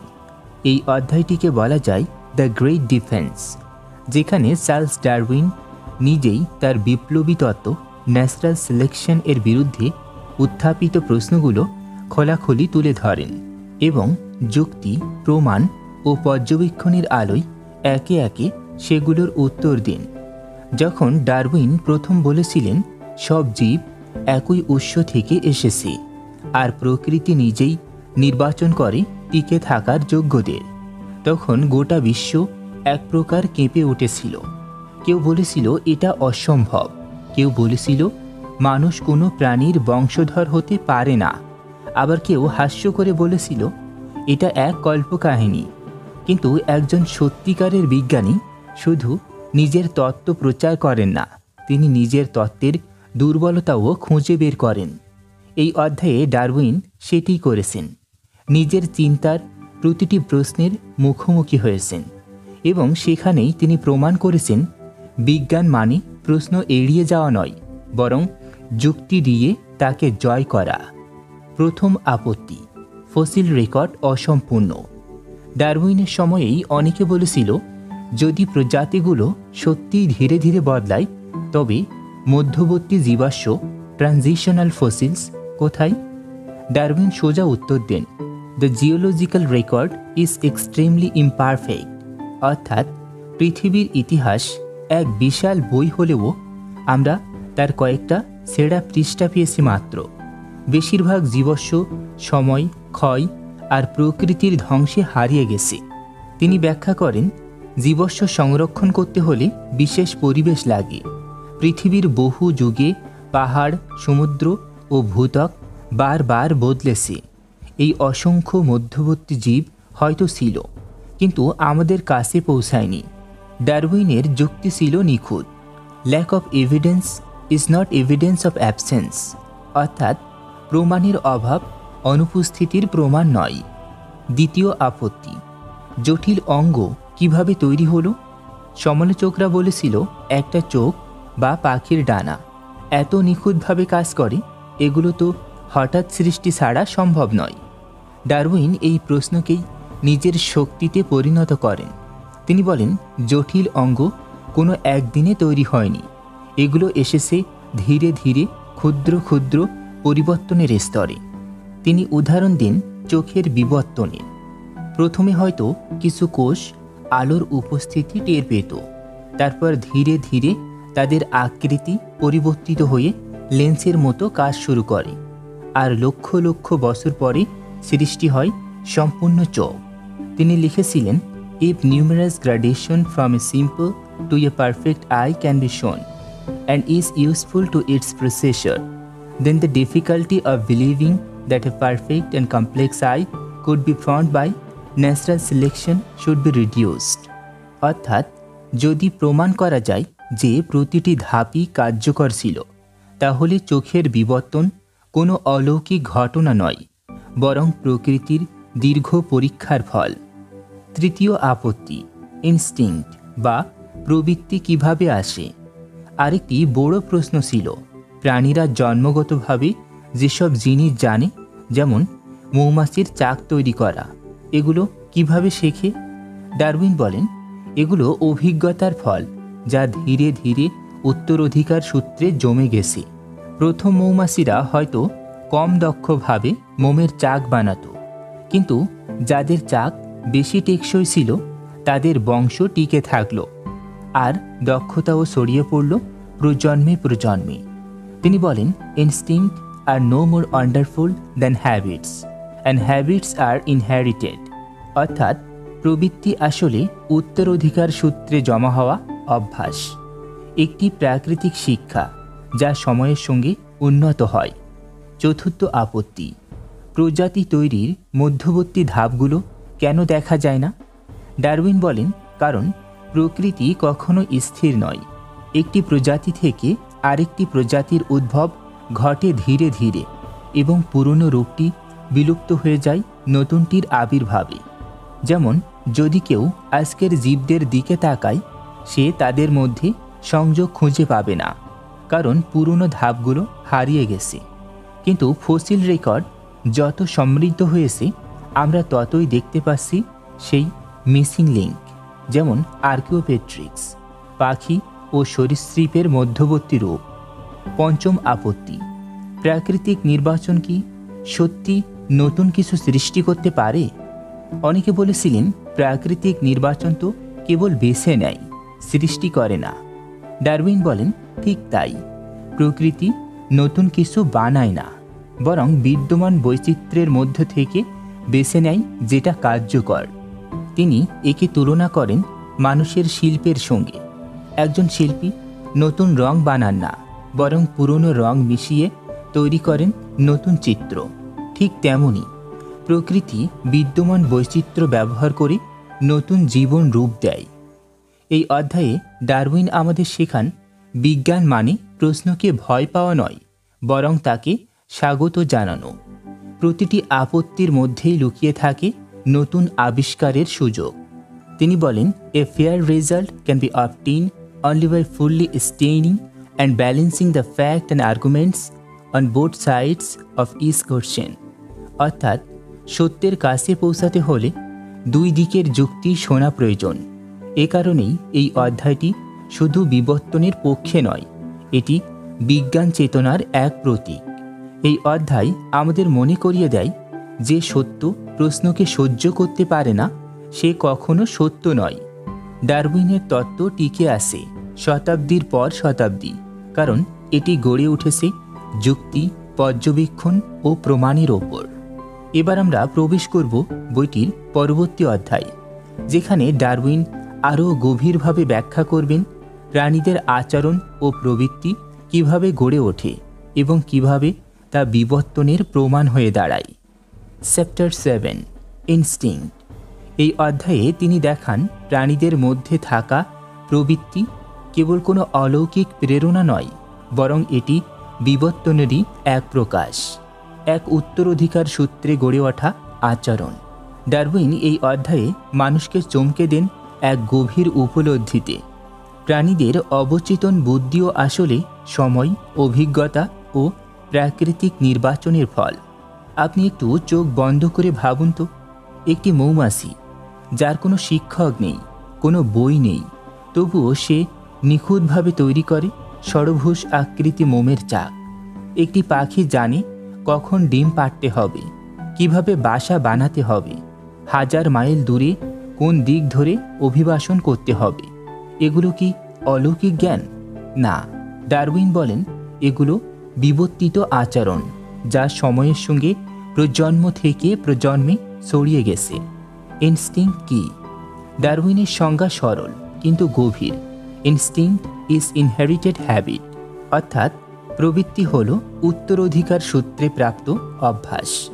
যে আচরণ একসময় অভিজ্ঞতা থেকে তৈরি হয়েছিল, তা ক্রমে প্রজন্মের পর প্রজন্ম ধরে একটি স্থায়ী বৈশিষ্ট্যে পরিণত হয়েছে। যেমন প্রথম পাখিরা হয়তো এলোমেলোভাবে ডাল জড়ো করেছিল, কিন্তু যারা ভালোভাবে বাসা বানাতে পারত তাদের বংশই টিকেছিল বেশি। এই দক্ষতা উত্তরাধিকার সূত্রে জমে গিয়ে একসময় পরিণত হয় প্রবৃত্তিতে। মৌমাছির নিখুঁত চাক, প্রকৃতির স্থাপতি। ডারউইন বলেন মৌমাছির মোমের চাক পৃথিবীর অন্যতম নিখুঁত স্থাপত্য। ষড়ভুজ আকৃতি এমনভাবে সাজানো যাতে সবচেয়ে কম মোম ব্যবহার করেও সবচেয়ে বেশি জায়গা পাওয়া যায়। অনেকে একে দৈব নকশা বলে মনে করেছিল, কিন্তু ডারউইন দেখান এটি কাকতালীয় নয়, এটি কোটি বছরের অনুশীলন ও নির্বাচনের ফল। যেসব মৌমাছি কম মোমে ভালো চাক বানাতো তাদের চাক ছিল শক্তিশালী, আর সেই বৈশিষ্ট্য প্রজন্মে প্রজন্মে ছড়িয়ে পড়ে। এভাবেই প্রকৃতি তৈরি করেছে দ্য পারফেক্ট ইঞ্জিনিয়ার। পিঁপড়া ও মৌমাছি, সামাজিক প্রবৃত্তির বিবর্তন। ডারউইন সোশ্যাল ইনসেক্ট নিয়ে মুগ্ধ হয়ে বিশ্লেষণ করেন, যেমন মৌমাছি, পিঁপড়া, বোলতা ইত্যাদি। তারা নিজেদের জন্য নয়, পুরো কলোনির জন্য কাজ করে। কিছু মৌমাছি কখনো প্রজননই করে না, তবু জীবনভর পরিশ্রম করে অন্যদের জন্য। এই নিঃস্বার্থ প্রবৃত্তি কি নৈতিক শিক্ষা? না, এটি প্রকৃতির গভীর পরিকল্পনা, যেখানে জীবের সাফল্য নির্ভর করে সম্পূর্ণ দলের টিকে থাকার ওপর। তিনি বলেন natural selection can act on the family as well as on the individual, অর্থাৎ বিবর্তন শুধু ব্যক্তিকে নয়, সম্পূর্ণ সম্প্রদায়কেও গড়ে তোলে। পাখির অভিবাসন, মনের মানচিত্র। ডারউইন উল্লেখ করেন অভিবাসী পাখিদের, যারা নির্ভুলভাবে হাজার মাইল দূরে গন্তব্যে পৌঁছে যায়, যদিও তারা আগে কখনো সেই পথ দেখেনি। তিনি ব্যাখ্যা করেন এই প্রবৃত্তিও এসেছে ধীরে ধীরে বিবর্তনের মাধ্যমে। পূর্বপুরুষরা বারবার সেই পথে উড়ে গিয়েছে। সফলভাবে ফিরে আসা পাখিরাই বেশি বংশবিস্তার করেছে, ফলে তাদের জিনে জমে গেছে দিক নির্ণয়ের দক্ষতা। আজ তাদের সন্তানরাও সেই জ্ঞান নিয়ে জন্মায়, যেন প্রকৃতি নিজেই তাদের মনে এঁকে দিয়েছে এক মানচিত্র। প্রবৃত্তি বনাম যুক্তি। ডারউইন বলেন মানুষের মতো প্রাণীরও সীমিত মাত্রায় যুক্তি আছে, কিন্তু প্রবৃত্তি সেই জায়গায় কাজ করে যেখানে চিন্তা, শিক্ষা বা যুক্তির প্রয়োজন নেই। মাকড়সা জাল বুনে, মৌমাছি চাক তৈরি করে, পাখি বাসা বানায়, সবই জন্মগত প্রবৃত্তির কারণে। তিনি বলেন, instinct vary and are modified in the same manner as bodily structures. অর্থাৎ প্রবৃত্তিও দেহের অঙ্গের মতোই পরিবর্তিত হয় এবং প্রাকৃতিক নির্বাচন সেটিকেও গড়ে তোলে ধীরে ধীরে। প্রবৃত্তি, ইভলিউশন এর নিঃশব্দ সাক্ষ্য। ডারউইনের চোখে প্রবৃত্তি হল এক প্রমাণ যে প্রকৃতি শুধু শরীর নয়, মন ও আচরণকেও বিবর্তিত করে। প্রাণীরা যেমন শারীরিকভাবে মানিয়ে নেয়, তেমনি মানিয়ে নেয় মানসিকভাবে। প্রবৃত্তি সেই মানিয়ে নেওয়ারই মানসিক রূপ। তিনি বলেন, he who understand the baboon will do more towards metaphysics than Locke. অর্থাৎ প্রাণীদের মন বোঝা মানেই মানুষের চিন্তার বিবর্তন বোঝার এক দরজা খোলা। এই অধ্যায় আমাদের শেখায়, প্রবৃত্তি কোনো অলৌকিক প্রেরণা নয়, এটি জীবনের দীর্ঘ অনুশীলনের ফল। এটি শেখায় প্রকৃতি প্রতিটি জীবের মধ্যে নিজের অভিজ্ঞতা সংরক্ষণ করে। এটি প্রমাণ করে বুদ্ধিমত্তা ও প্রবৃত্তি দুটোই বিবর্তনের সন্তান। আর এটি আমাদের মনে করায় জীবন কখনোই স্থির নয়, এটি ক্রমাগত শেখে, বদলায়, অভিযোজিত হয়। এই অধ্যায়ে ডারউইন আমাদের ভাবতে শেখান, আমাদের নিজেদের আচরণ, অনুভূতি, এমনকি নৈতিক প্রবণতাও হয়তো বিবর্তনেরই উপহার। বুদ্ধি ও প্রবৃত্তি দুটি ভিন্ন নদী, কিন্তু দুটি মিলে গড়ে তোলে জীবনের মহাসাগর। এবার আমরা প্রবেশ করব বইটির পরবর্তী অধ্যায়ে, যেখানে ডারউইন আলোচনা করবেন যখন দুটি ভিন্ন প্রজাতি মিলিত হয় তখন কি ঘটে। তারা কি নতুন রূপ নেয়, নাকি প্রকৃতি থামিয়ে দেয় সেই সংমিশ্রণ। চ্যাপ্টার 8, হাইব্রিডিজম। এখানে তিনি ব্যাখ্যা করেন, যখন দুটি ভিন্ন প্রজাতি মিলিত হয় তখন প্রকৃতি কিভাবে প্রতিক্রিয়া দেখায়। তাদের সন্তান, যাকে বলা হয় হাইব্রিড, সেটি কি টিকে থাকে, নাকি ধীরে ধীরে মুছে যায় বিবর্তনের ছায়ায়। ভাবুন একবার, যদি সিংহ ও বাঘের মিলনে জন্ম হয় লাইগার, বা ঘোড়া ও গাধার মিলনে জন্ম হয় খচ্চর, তাহলে প্রশ্ন ওঠে, কেন এই মিশ্র সন্তানরা সচরাচর প্রজননক্ষম হয় না? কেন প্রকৃতি কিছু সীমা টেনে দেয়, যেন বলেছে এখানেই থামো। এই অধ্যায়ে ডারউইন সেই সীমার পেছনের বিজ্ঞান ব্যাখ্যা করেন আর দেখান হাইব্রিডিজম আসলে প্রকৃতির এক চমৎকার কৌশল, যা জীবনকে রক্ষা করে বিশৃঙ্খলা থেকে। হাইব্রিডিজম কিভাবে কাজ করে? ডারউইন বলেন, যখন দুটি কাছাকাছি প্রজাতি মিলিত হয় তখন তাদের সন্তান হয় হাইব্রিড, যাদের বৈশিষ্ট্য মিশ্রিত, কিন্তু তারা সাধারণত বন্ধা হয়। যেমন ঘোড়া ও গাধা এর মিলনে জন্ম নেয় খচ্চর, যা শক্তিশালী হলেও প্রজনন করতে পারে না। এটাই প্রকৃতির এক ধরনের জৈবিক সেফটি মেকানিজম, যাতে প্রজাতির সীমা অক্ষুণ্ণ থাকে এবং বিশৃঙ্খল সংমিশ্রণ সৃষ্টি হয় না। ডারউইন ব্যাখ্যা করেন, hybrid sterility is not a special endowment, it is an incident result of differences in reproductive systems.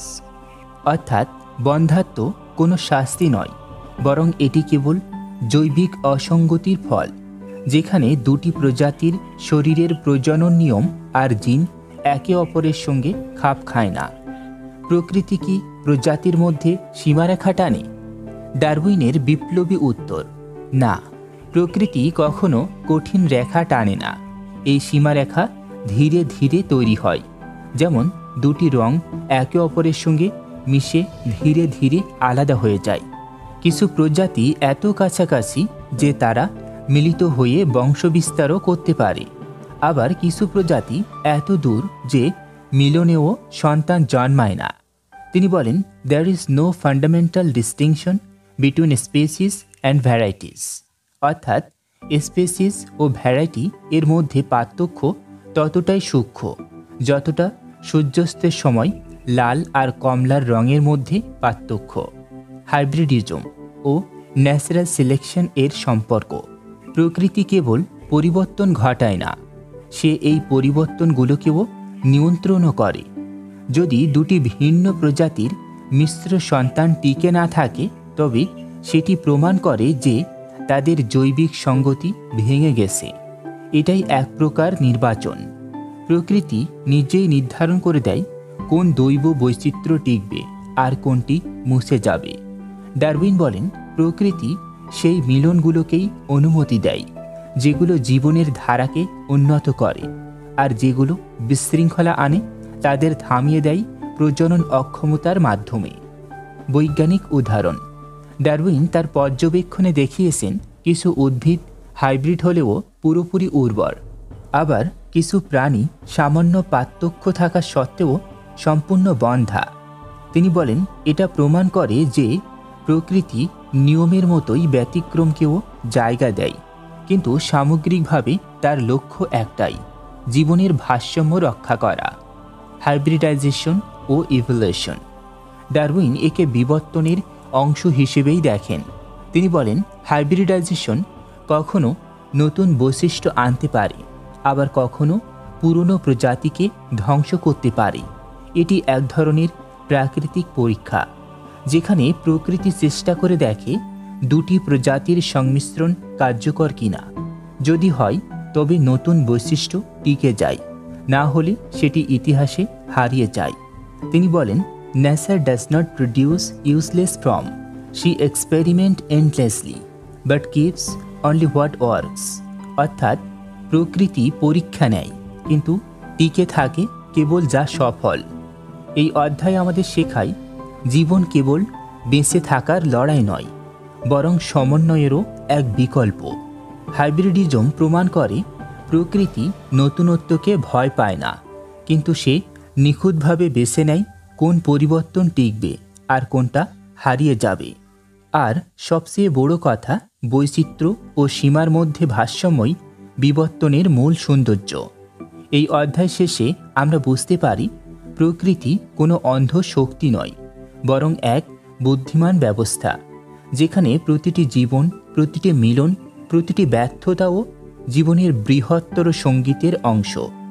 এবার আমরা প্রবেশ করব বইটির পরবর্তী অধ্যায়ে, যেখানে ডারউইন ফিরে যাবেন পৃথিবীর ইতিহাসের গভীরে এবং ব্যাখ্যা করবেন কেন ভূতাত্ত্বিক নথি অসম্পূর্ণ হলেও তবুও বিবর্তনের প্রমাণ লুকিয়ে আছে সেই মাটির স্তরেই।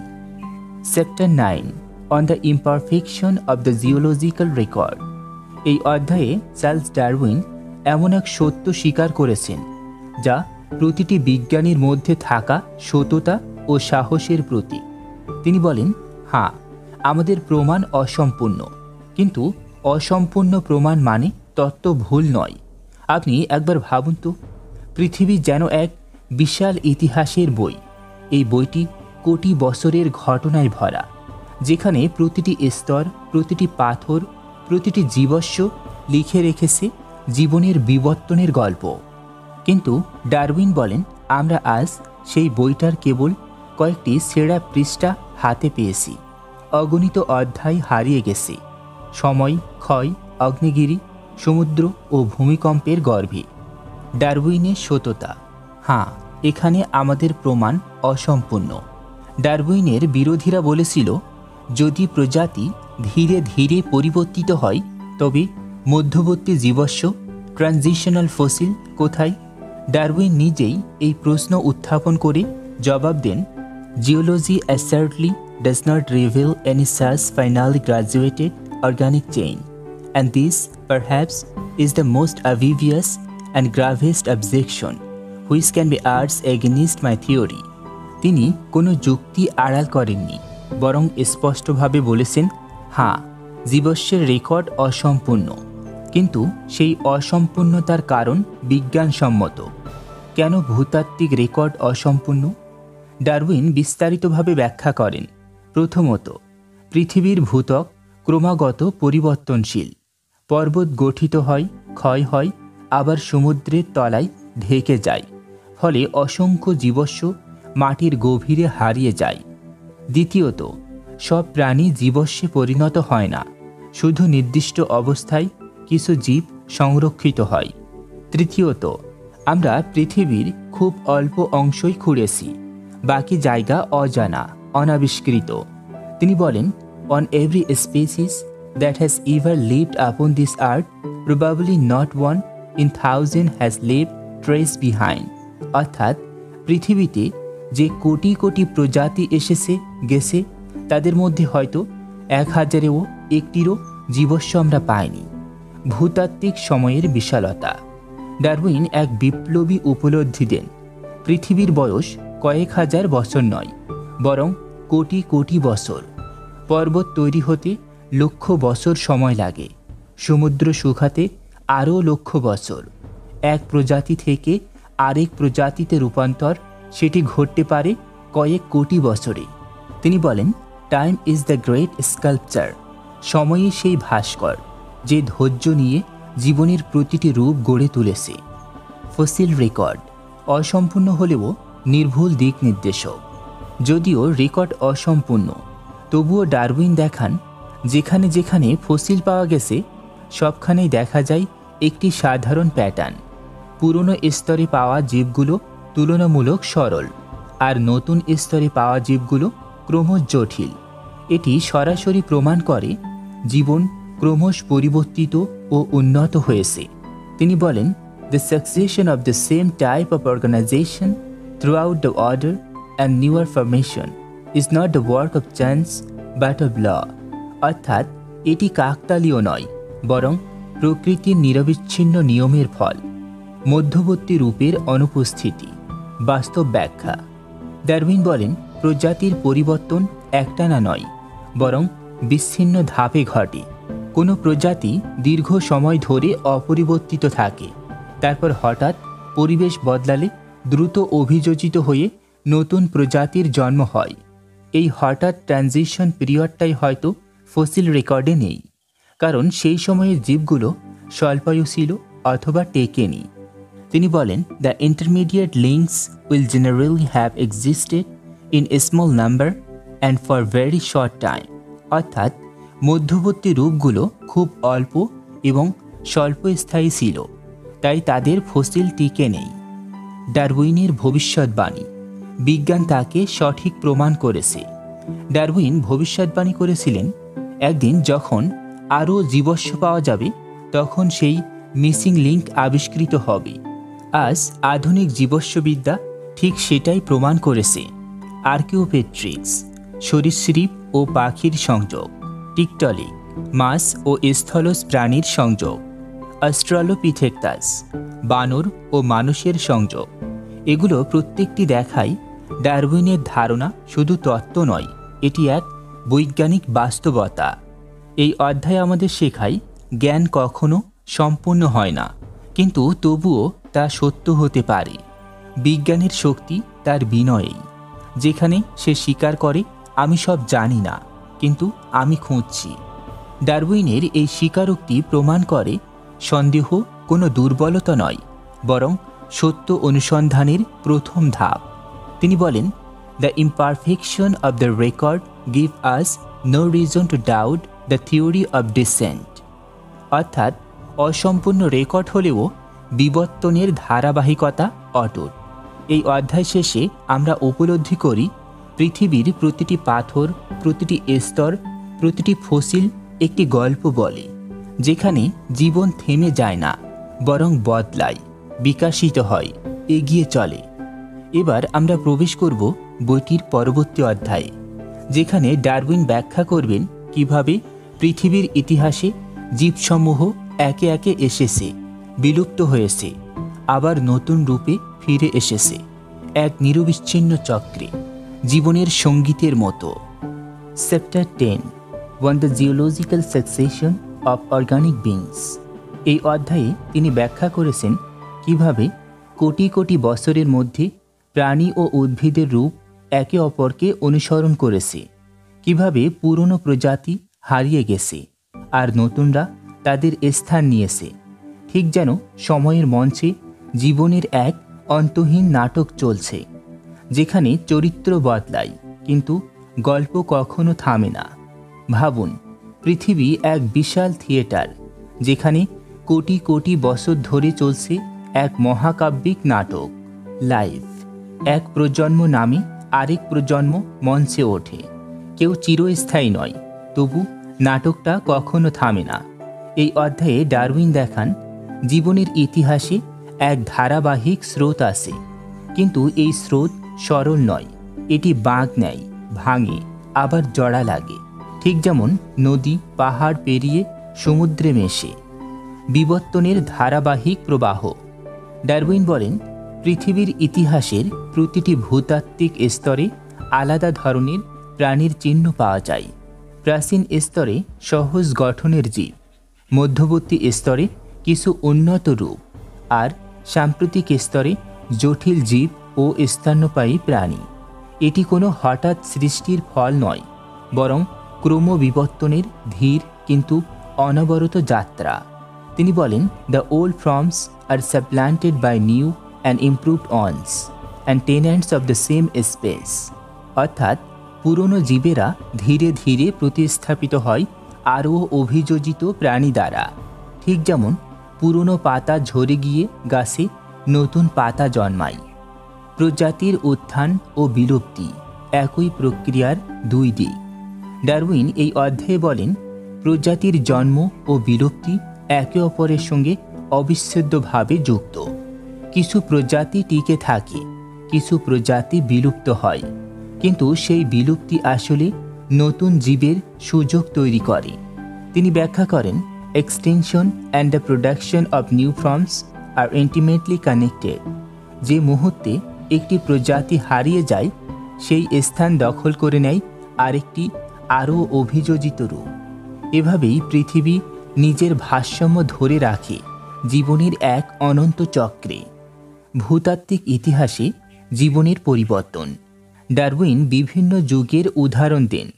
প্রাচীন পেলিওজয়িক এরাতে জলজ প্রাণীর আধিপত্য, মেসোজয়িক এরাতে সরীসৃপের রাজত্ব, আর সিনোজয়িক এরাতে স্তন্যপায়ী প্রাণীর উত্থান।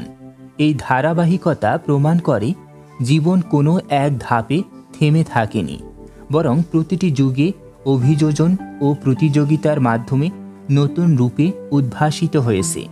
তিনি বলেন, we see the law of succession clearly in the long history of life as in the succession of from within the same country. অর্থাৎ জীবনের ইতিহাসে উত্তরাধিকার ও পরিবর্তন, এই দুই শক্তি একসাথে কাজ করেছে, যা প্রতিটি যুগের জীববৈচিত্র্যকে গড়ে তুলেছে। পুরনো জীবেরা নতুন রূপে ফিরে আসে। ডারউইন এক বিস্ময়কর বিষয় উল্লেখ করেন, কিছু পুরনো জীববৈশিষ্ট্য সম্পূর্ণ হারায় না, বরং পরিবর্তিত রূপে নতুন প্রজাতির ভেতরে বেঁচে থাকে। যেমন আধুনিক তিমির কঙ্কালে প্রাচীন স্থলজ প্রাণীর হাড়ের মতো অবশেষ পাওয়া যায়, বা মানুষের শরীরে লেজের হাড় কককেক্স আমাদের পূর্বপুরুষদের বিবর্তনের স্মৃতি বহন করে। এগুলো কোনো অপ্রয়োজনীয় অঙ্গ নয়, বরং ইতিহাসের নিঃশব্দ সাক্ষী যে আমরা এসেছি এক দীর্ঘ অভিযাত্রার ভেতর দিয়ে। বিলুপ্তির রহস্য।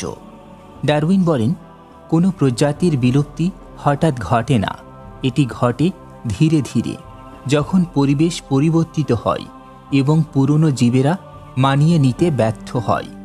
খাদ্য পরিবর্তন, জলবায়ুর পরিবর্তন, প্রতিযোগিতার বৃদ্ধি, এই সব কিছু মিলেই ধীরে ধীরে মুছে দেয় দুর্বল প্রজাতিকে। তিনি লিখেছেন, species die out when they are beaten in the struggle for existence. অর্থাৎ প্রজাতি তখনই বিলুপ্ত হয় যখন তারা জীবন যুদ্ধের প্রতিযোগিতায় পিছিয়ে পড়ে। Nature's grand Symphony.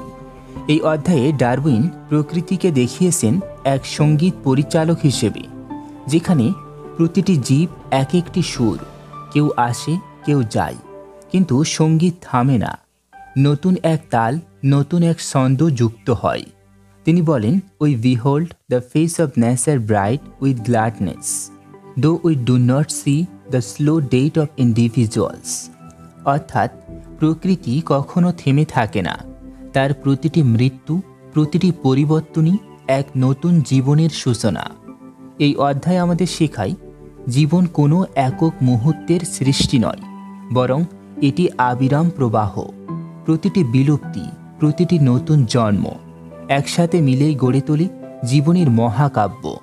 প্রকৃতি ধ্বংস করে না ঘৃণায়, বরং নতুন সৃষ্টির জন্যই করে পরিবর্তন। ইভলিউশন মানে উন্নয়ন নয়, বরং আবিরাম অভিযোজন, আর এই অভিযোজনই জীবনের সত্যিকারের সঙ্গীত। এই অধ্যায়ের শেষে আমরা বুঝি আমাদের অস্তিত্বও সেই একই ধারাবাহিকতার অংশ। আমরা এসেছি সেই স্রোতধারার মধ্য দিয়ে, যেখানে কোটি কোটি প্রাণীর রক্ত, পরিশ্রম আর অভিযোজনের ইতিহাস মিশে আছে। এবার আমরা প্রবেশ করব বইটির পরবর্তী অধ্যায়ে, যেখানে ডারউইন দেখাবেন কেন পৃথিবীর ভিন্ন ভৌগোলিক অঞ্চলে একই রকম প্রাণী ভিন্নভাবে বিবর্তিত হয়, কেন দ্বীপের বৈচিত্র্য মহাদেশের থেকে আলাদা, এবং এই বৈচিত্র্যই প্রকৃতির সবচেয়ে বড় প্রমাণ।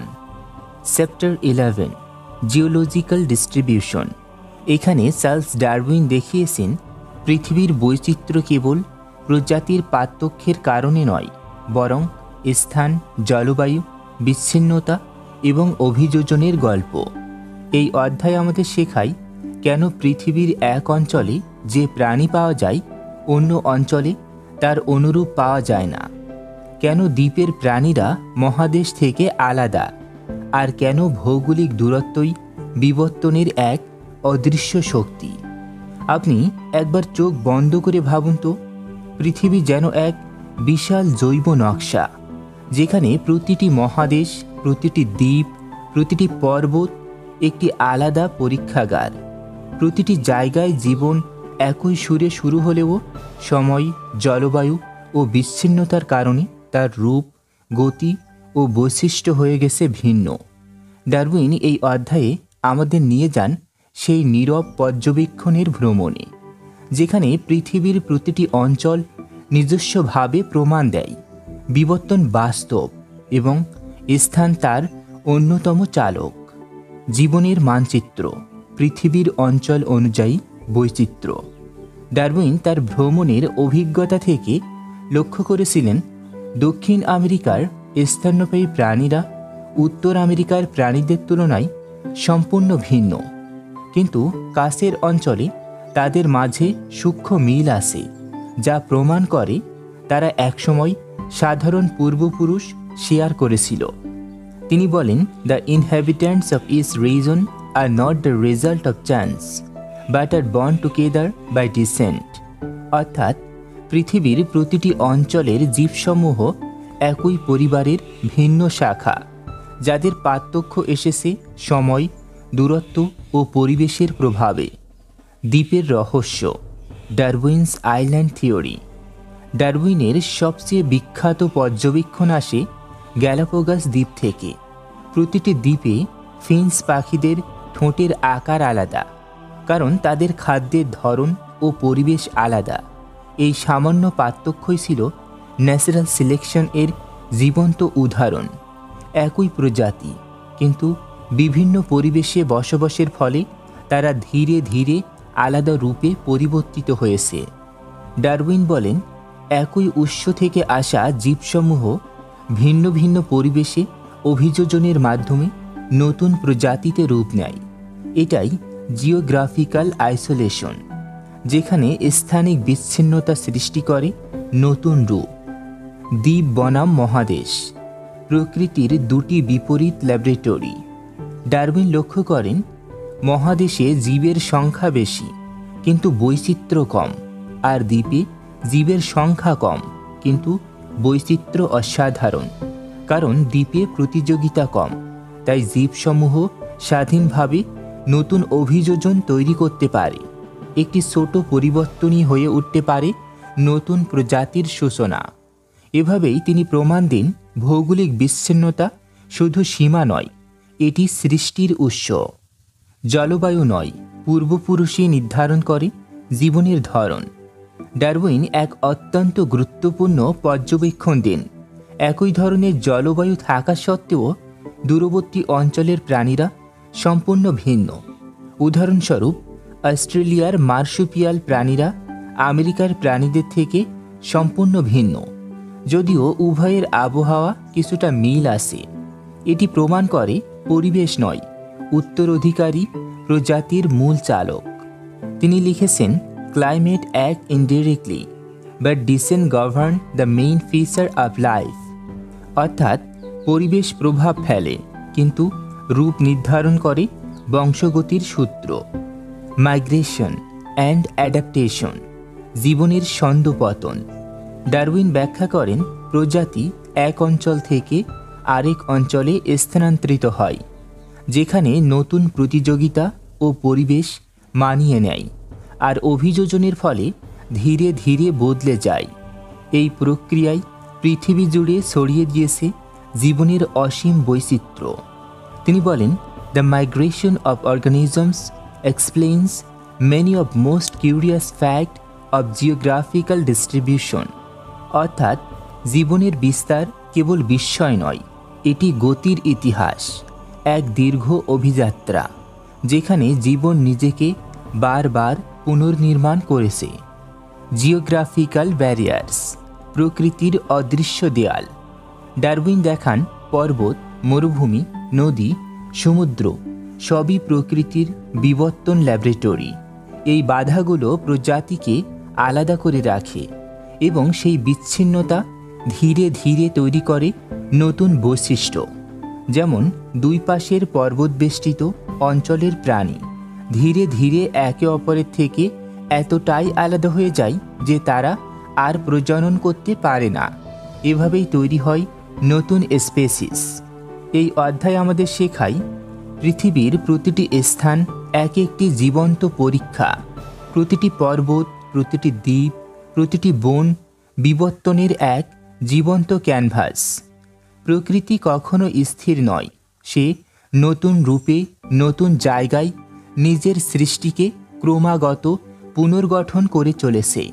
ডারউইন আমাদের দেখিয়েছেন, পৃথিবীর ভৌগোলিক বিভাজনই জীবনের বৈচিত্র্যের উৎস, আর সেই বৈচিত্র্যই প্রমাণ করে জীবন এক কিন্তু তার প্রকাশ অসীম। এই অধ্যায়ের শেষে আমরা উপলব্ধি করি, আমরা সবাই একই জীবনের অধিকারী, কেবল সময় ও স্থানের পার্থক্যে আমাদের রূপ ভিন্ন। আমরা সবাই প্রকৃতির সন্তান, ভিন্ন শাখায় ফুটে ওঠা একই বৃক্ষের ফুল। এবার আমরা প্রবেশ করব বইটির পরবর্তী অধ্যায়ে, যেখানে ডারউইন আরও গভীরভাবে অনুসন্ধান করবেন দ্বীপ, মহাদেশ ও প্রজাতির সম্পর্ক এবং দেখাবেন কিভাবে বিচ্ছিন্নতা নতুন জীবনের জন্ম দেয়। Chapter 12, geographical distribution continued. এই অধ্যায় হল আগের অধ্যায়ের বিস্তৃতি। এখানে চার্লস ডারউইন আরও গভীরভাবে বিশ্লেষণ করেছেন কিভাবে পৃথিবীর বিভিন্ন অঞ্চল, বিশেষ করে দ্বীপ, মহাদেশ, পর্বত ও সমুদ্রের বিভাজন জীবনের বিবর্তনকে প্রভাবিত করেছে। এই অধ্যায় আমাদের শেখায়, জীবনের ইতিহাস মানে ভৌগোলিক অভিযোজনের ইতিহাস, যেখানে স্থান, জলবায়ু ও সময় একসাথে কাজ করে গড়ে তোলে জীবনের অসীম বৈচিত্র্য। চোখ বন্ধ করে একবার ভাবুন তো, আপনি পৃথিবীর মানচিত্রের দিকে তাকাচ্ছেন। বিভিন্ন মহাদেশ ছড়িয়ে আছে সমুদ্রের ওপারে, আর প্রতিটি জায়গায় জীবনের গল্প আলাদা। তবুও কোথাও যেন এক অদৃশ্য সম্পর্ক আছে যা সব কিছুকে এক সূত্রে বাঁধে। এই অদৃশ্য সূত্রই বিবর্তনের ভৌগোলিক ছন্দ, ভৌগোলিক বিচ্ছিন্নতা ও প্রজাতির উদ্ভব। ডারউইন বলেন, প্রকৃতি যখন এক জায়গাকে অন্য জায়গা থেকে বিচ্ছিন্ন করে তখনই শুরু হয় নতুন প্রজাতির জন্ম। পর্বত, নদী বা সমুদ্র কোনো বাধা নয়, এগুলো প্রকৃতির নিজস্ব ল্যাবরেটরি, যেখানে সময়ের সঙ্গে সঙ্গে জীবসমূহ পরিবর্তিত হয়ে অন্যরকম বৈশিষ্ট্য অর্জন করে। তিনি বলেন, isolation gives time for the process of modification and thus new species arise. অর্থাৎ বিচ্ছিন্নতা মানেই সময়, আর সময় মানেই পরিবর্তন। এই পরিবর্তনই হল বিবর্তনের বীজ। দ্বীপ, বিবর্তনের পরীক্ষাগার। ডারউইন বলেন, দ্বীপ হল প্রকৃতির জীবন্ত প্রমাণ, যেখানে আমরা বিবর্তনের কাজ চলতে দেখি চোখের সামনে। গ্যালাপাগোসের ফিঞ্চ পাখিদের ঠোঁটের পার্থক্য, মাদাগাস্কারের অনন্য প্রাণী জগৎ, অস্ট্রেলিয়ার মার্সুপিয়াল প্রাণীদের বিচ্ছিন্ন বিবর্তন সবই প্রমাণ করে যে পরিবেশ ও বিচ্ছিন্নতা একসাথে নতুন প্রজাতি তৈরি করে। তিনি লিখেছিলেন, islands are the miniature worlds where evolution work with exquisite precision, অর্থাৎ দ্বীপগুলো প্রকৃতির ক্ষুদ্র পৃথিবী যেখানে বিবর্তনের সূক্ষ্ম কারিগরি সবচেয়ে স্পষ্ট দেখা যায়। মহাদেশের প্রাণীদের সাদৃশ্য ও পার্থক্য। ডারউইন লক্ষ্য করেন, মহাদেশের মধ্যে দূরত্ব যত বাড়ে তত বেশি দেখা যায় প্রজাতির পার্থক্য। দক্ষিণ আমেরিকার প্রাণীরা উত্তর আমেরিকার প্রাণীদের থেকে ভিন্ন, আফ্রিকার প্রাণীরা এশিয়ার প্রাণীদের থেকে সম্পূর্ণ আলাদা, কিন্তু প্রতিটি অঞ্চলের ভেতরে প্রাণীরা একে অপরের সঙ্গে সম্পর্কিত। এটি প্রমাণ করে যে একটি মহাদেশ সব প্রজাতি এক সাধারণ পূর্বপুরুষ ভাগ করে, যদিও সময় ও পরিবেশ তাদের আলাদা করে দিয়েছে। তিনি বলেন, the laws of geographical distribution are best explained by descent with modification, অর্থাৎ ভৌগোলিক বৈচিত্র্যের ব্যাখ্যা পাওয়া যায় কেবল উত্তরাধিকার সূত্রে পরিবর্তন বা ডিসেন্ট উইথ মডিফিকেশন এর মাধ্যমে। প্রজাতির ছড়িয়ে পড়া, ডিসপার্সেল। ডারউইন ব্যাখ্যা করেন, প্রজাতি স্থির নয়, তারা পরিবেশের সঙ্গে সঙ্গে স্থানও বদলায়।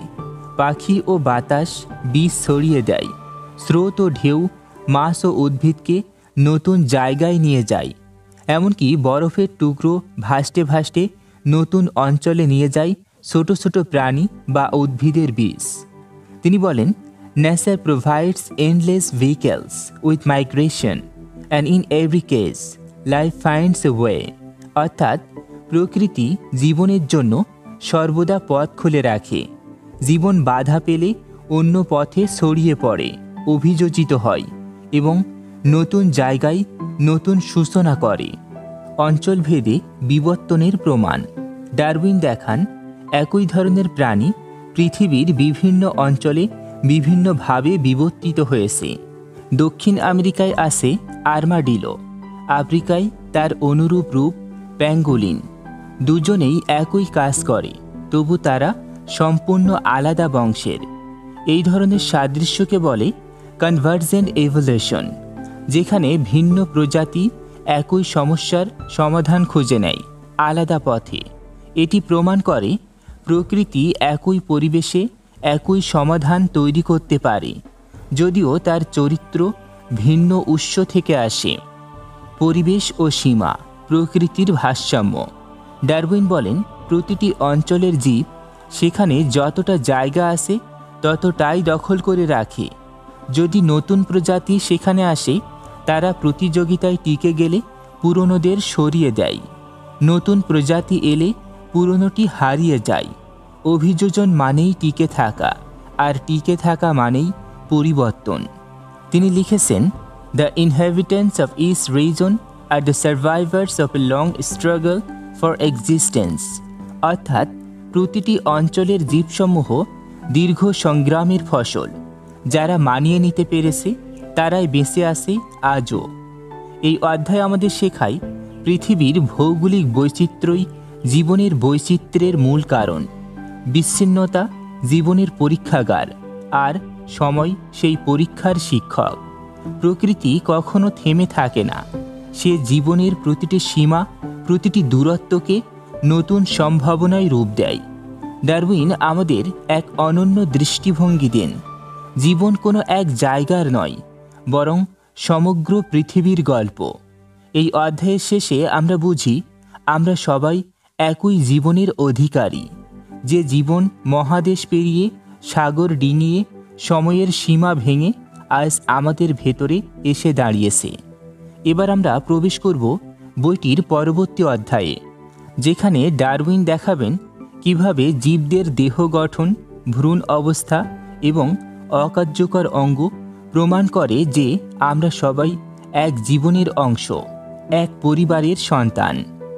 Chapter 13, mutual affinities of organic beings, morphology, embryology and rudimentary organs. এই অধ্যায়ে ডারউইন এমন কিছু প্রমাণ উপস্থাপন করেছেন যা শুধু বিবর্তনের ধারণাকে নয়, বরং জীবনের ঐক্যকেও উন্মোচন করে। এটি এমন এক অধ্যায় যেখানে আমরা দেখি সব জীব আসলে একে অপরের আত্মীয়।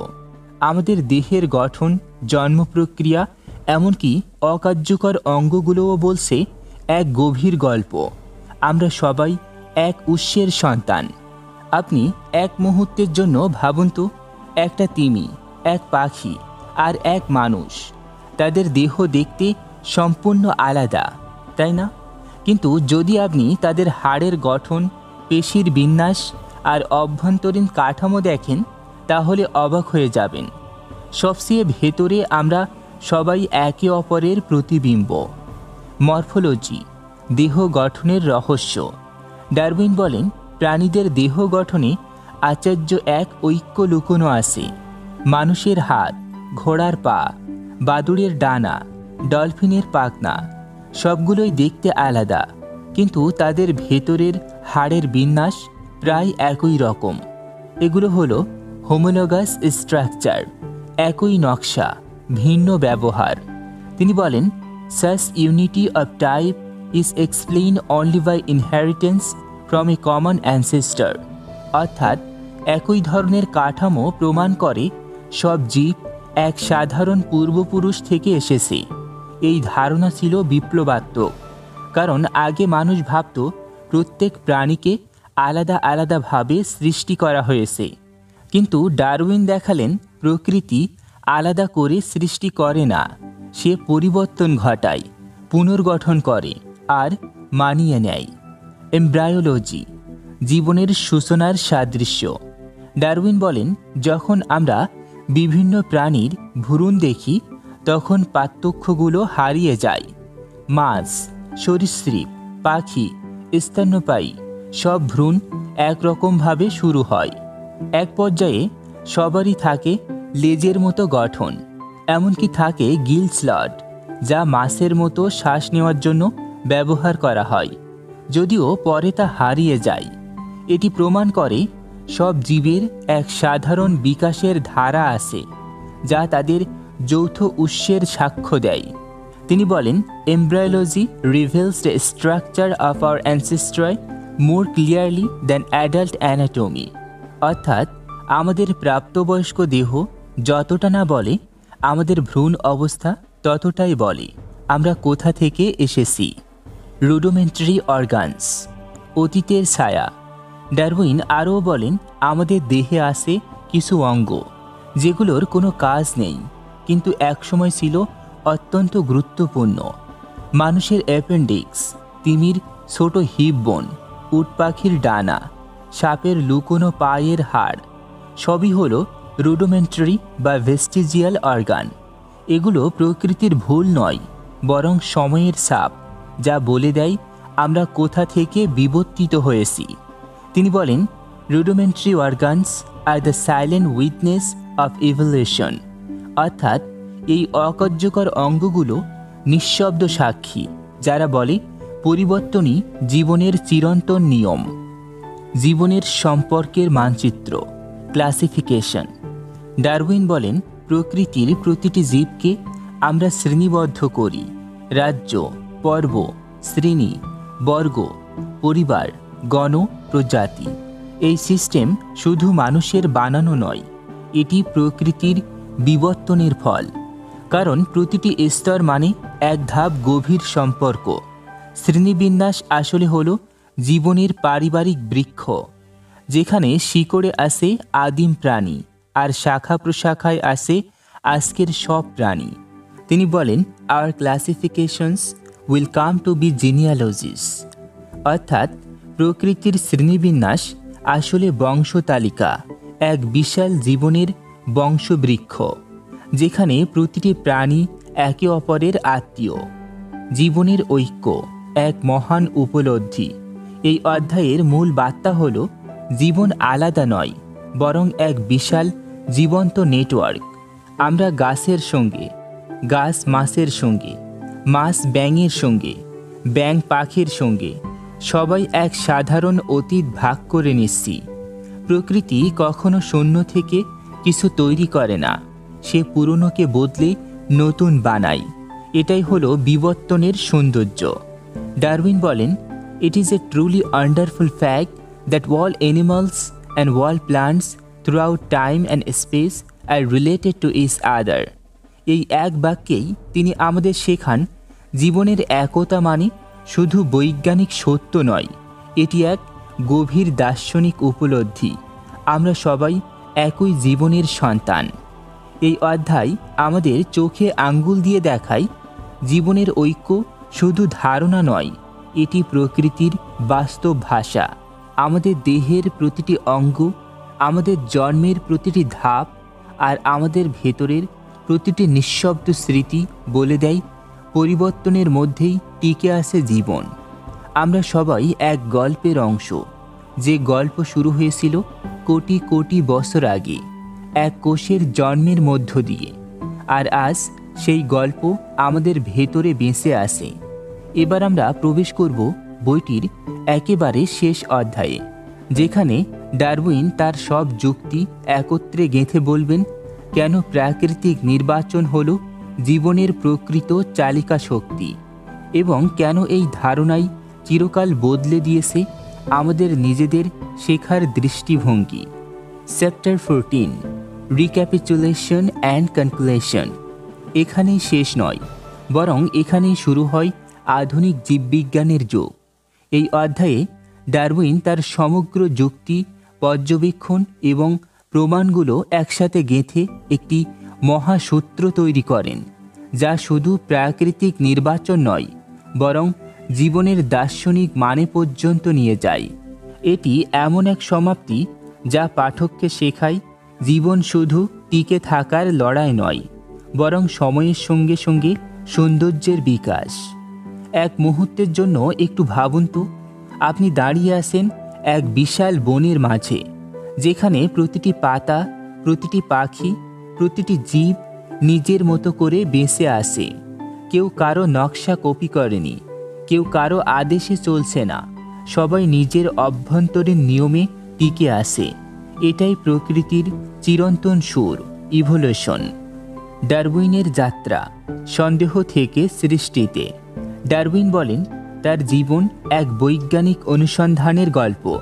ছোটবেলায় তিনি ঈশ্বরের বিশেষ সৃষ্টিতত্ত্বে বিশ্বাস করতেন, কিন্তু সমুদ্র যাত্রার সময় দেখলেন প্রকৃতি অনেক বড়, অনেক গভীর, অনেক বেশি স্বাধীন।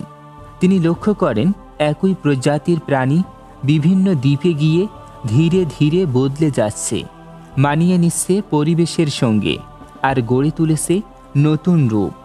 এই অভিজ্ঞতা থেকেই জন্ম নেয় ন্যাচারাল সিলেকশন এর ধারণা। তিনি বলেন, I am convinced that natural selection has been the main but not the exclusive means of modification. অর্থাৎ প্রাকৃতিক নির্বাচনই পরিবর্তনের মূল চালিকা শক্তি, যা ধীরে ধীরে গড়ে তুলেছে আজকের জীবজগৎ। জীবনের ঐক্য, এক অবিশ্বাস্য প্রমাণ। ডারউইন আমাদের দেখান সব প্রাণী ও উদ্ভিদের মধ্যে সম্পর্ক এত গভীর যে তারা সবাই এক সাধারণ পূর্বপুরুষ থেকে এসেছে। পাখির ডানা, মানুষের হাত, ডলফিনের পাখনা, সবই এক মৌলিক কাঠামো থেকে রূপান্তরিত। প্রাণীর ভ্রূণ বিকাশের ধাপে ধাপে সাদৃশ্য প্রমাণ করে আমাদের যৌথ শিকড়। এমনকি অকার্যকর অঙ্গ, ফসিল আর জীবস্বের ভাঙা ধারাও বলে, life has never been fixed, it has always been moving. Darwin বলেন, all the organic beings which have ever lived on this earth have descended from some on primordial from. অর্থাৎ সব জীব যতই বৈচিত্র্যময় হোক, এক আদিম জীব থেকে বিবর্তিত হয়েছে। প্রাকৃতিক নির্বাচন, প্রকৃতির নির্মাতা। ডারউইন ব্যাখ্যা করেন, প্রকৃতি কোনো স্থপতি নয়, কিন্তু তার হাতে রয়েছে সময় ও পরিবর্তন। প্রতিটি জীবের ভেতর সামান্য পার্থক্য থাকে। পরিবেশ সেই পার্থক্যগুলোর মধ্য থেকে সবচেয়ে উপযোগীটিকে বেছে নেয়। এভাবেই সময়ের সঙ্গে গড়ে ওঠে নতুন প্রজাতি। তিনি বলেন, natural selection is daily and hourly scrutinising, silently and insensibly working. অর্থাৎ প্রকৃতি প্রতিদিন প্রতিক্ষণ নিঃশব্দে কাজ করছে, যেমন একজন অদৃশ্য শিল্পী যার তুলিতে গড়ে উঠেছে জীবনের নতুন নতুন রূপ। বিলুপ্তি, প্রকৃতির ভারসাম্য। ডারউইন বলেন, বিবর্তন মানে শুধু সৃষ্টি নয়, এটি ধ্বংসের প্রক্রিয়াও বটে। যখন নতুন প্রজাতি অভিযোজিত হয়ে শক্তিশালী হয়, পুরনো প্রজাতি হারিয়ে যায়। এটাই প্রকৃতির স্বাভাবিক নিয়ম। তিনি বলেন, the extension of old form is the almost inevitable consequence of the production of new forms. অর্থাৎ নতুন জন্ম মানেই পুরনোর শেষ, এবং এই চক্রই প্রকৃতিকে এগিয়ে নিয়ে যায়। জীবনের মহাবৃক্ষ, ট্রি অফ লাইফ। এই অধ্যায়ে ডারউইন জীবনের এক অবিস্মরণীয় উপমা দেন, দ্য ট্রি অফ লাইফ। তিনি বলেন, সমস্ত জীবজগৎ এক বিশাল বৃক্ষের মতো। মূলের গভীরে আছে আদিম এককোষী প্রাণী।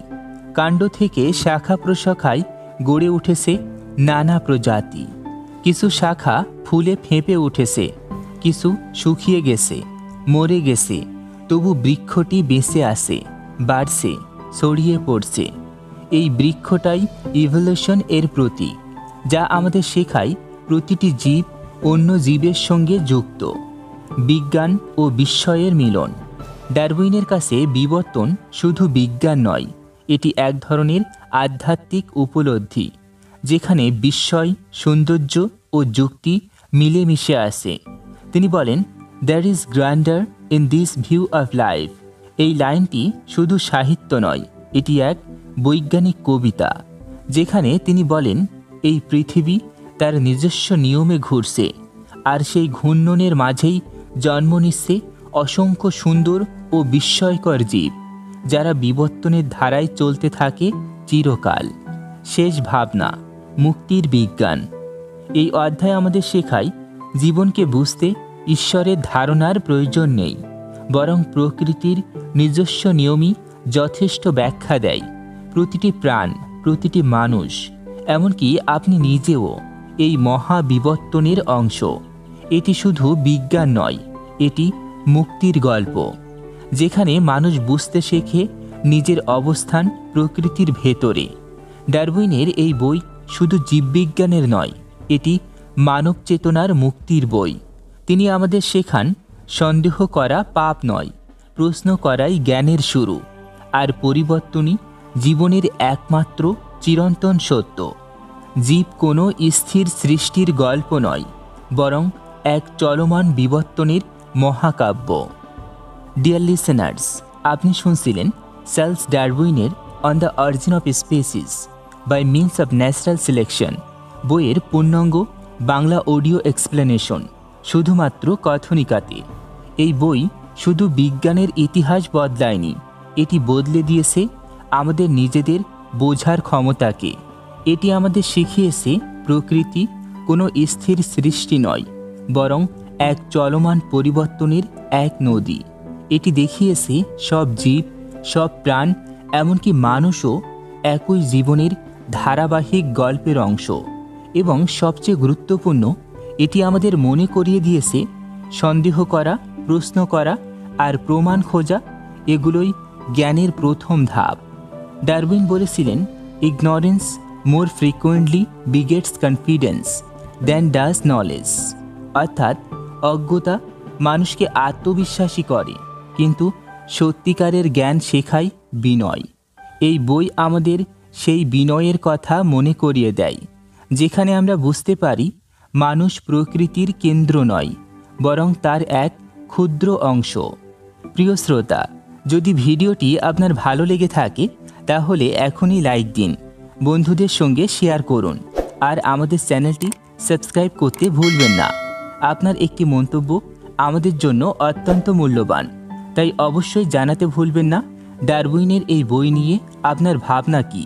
মনে রাখবেন, জীবন কোনো অলৌকিক কাহিনী নয়, বরং কোটি বছরের বিবর্তনের কবিতা, এবং সেই কবিতার প্রতিটি শব্দে লেখা আছে, sense is the only constant. ধন্যবাদ।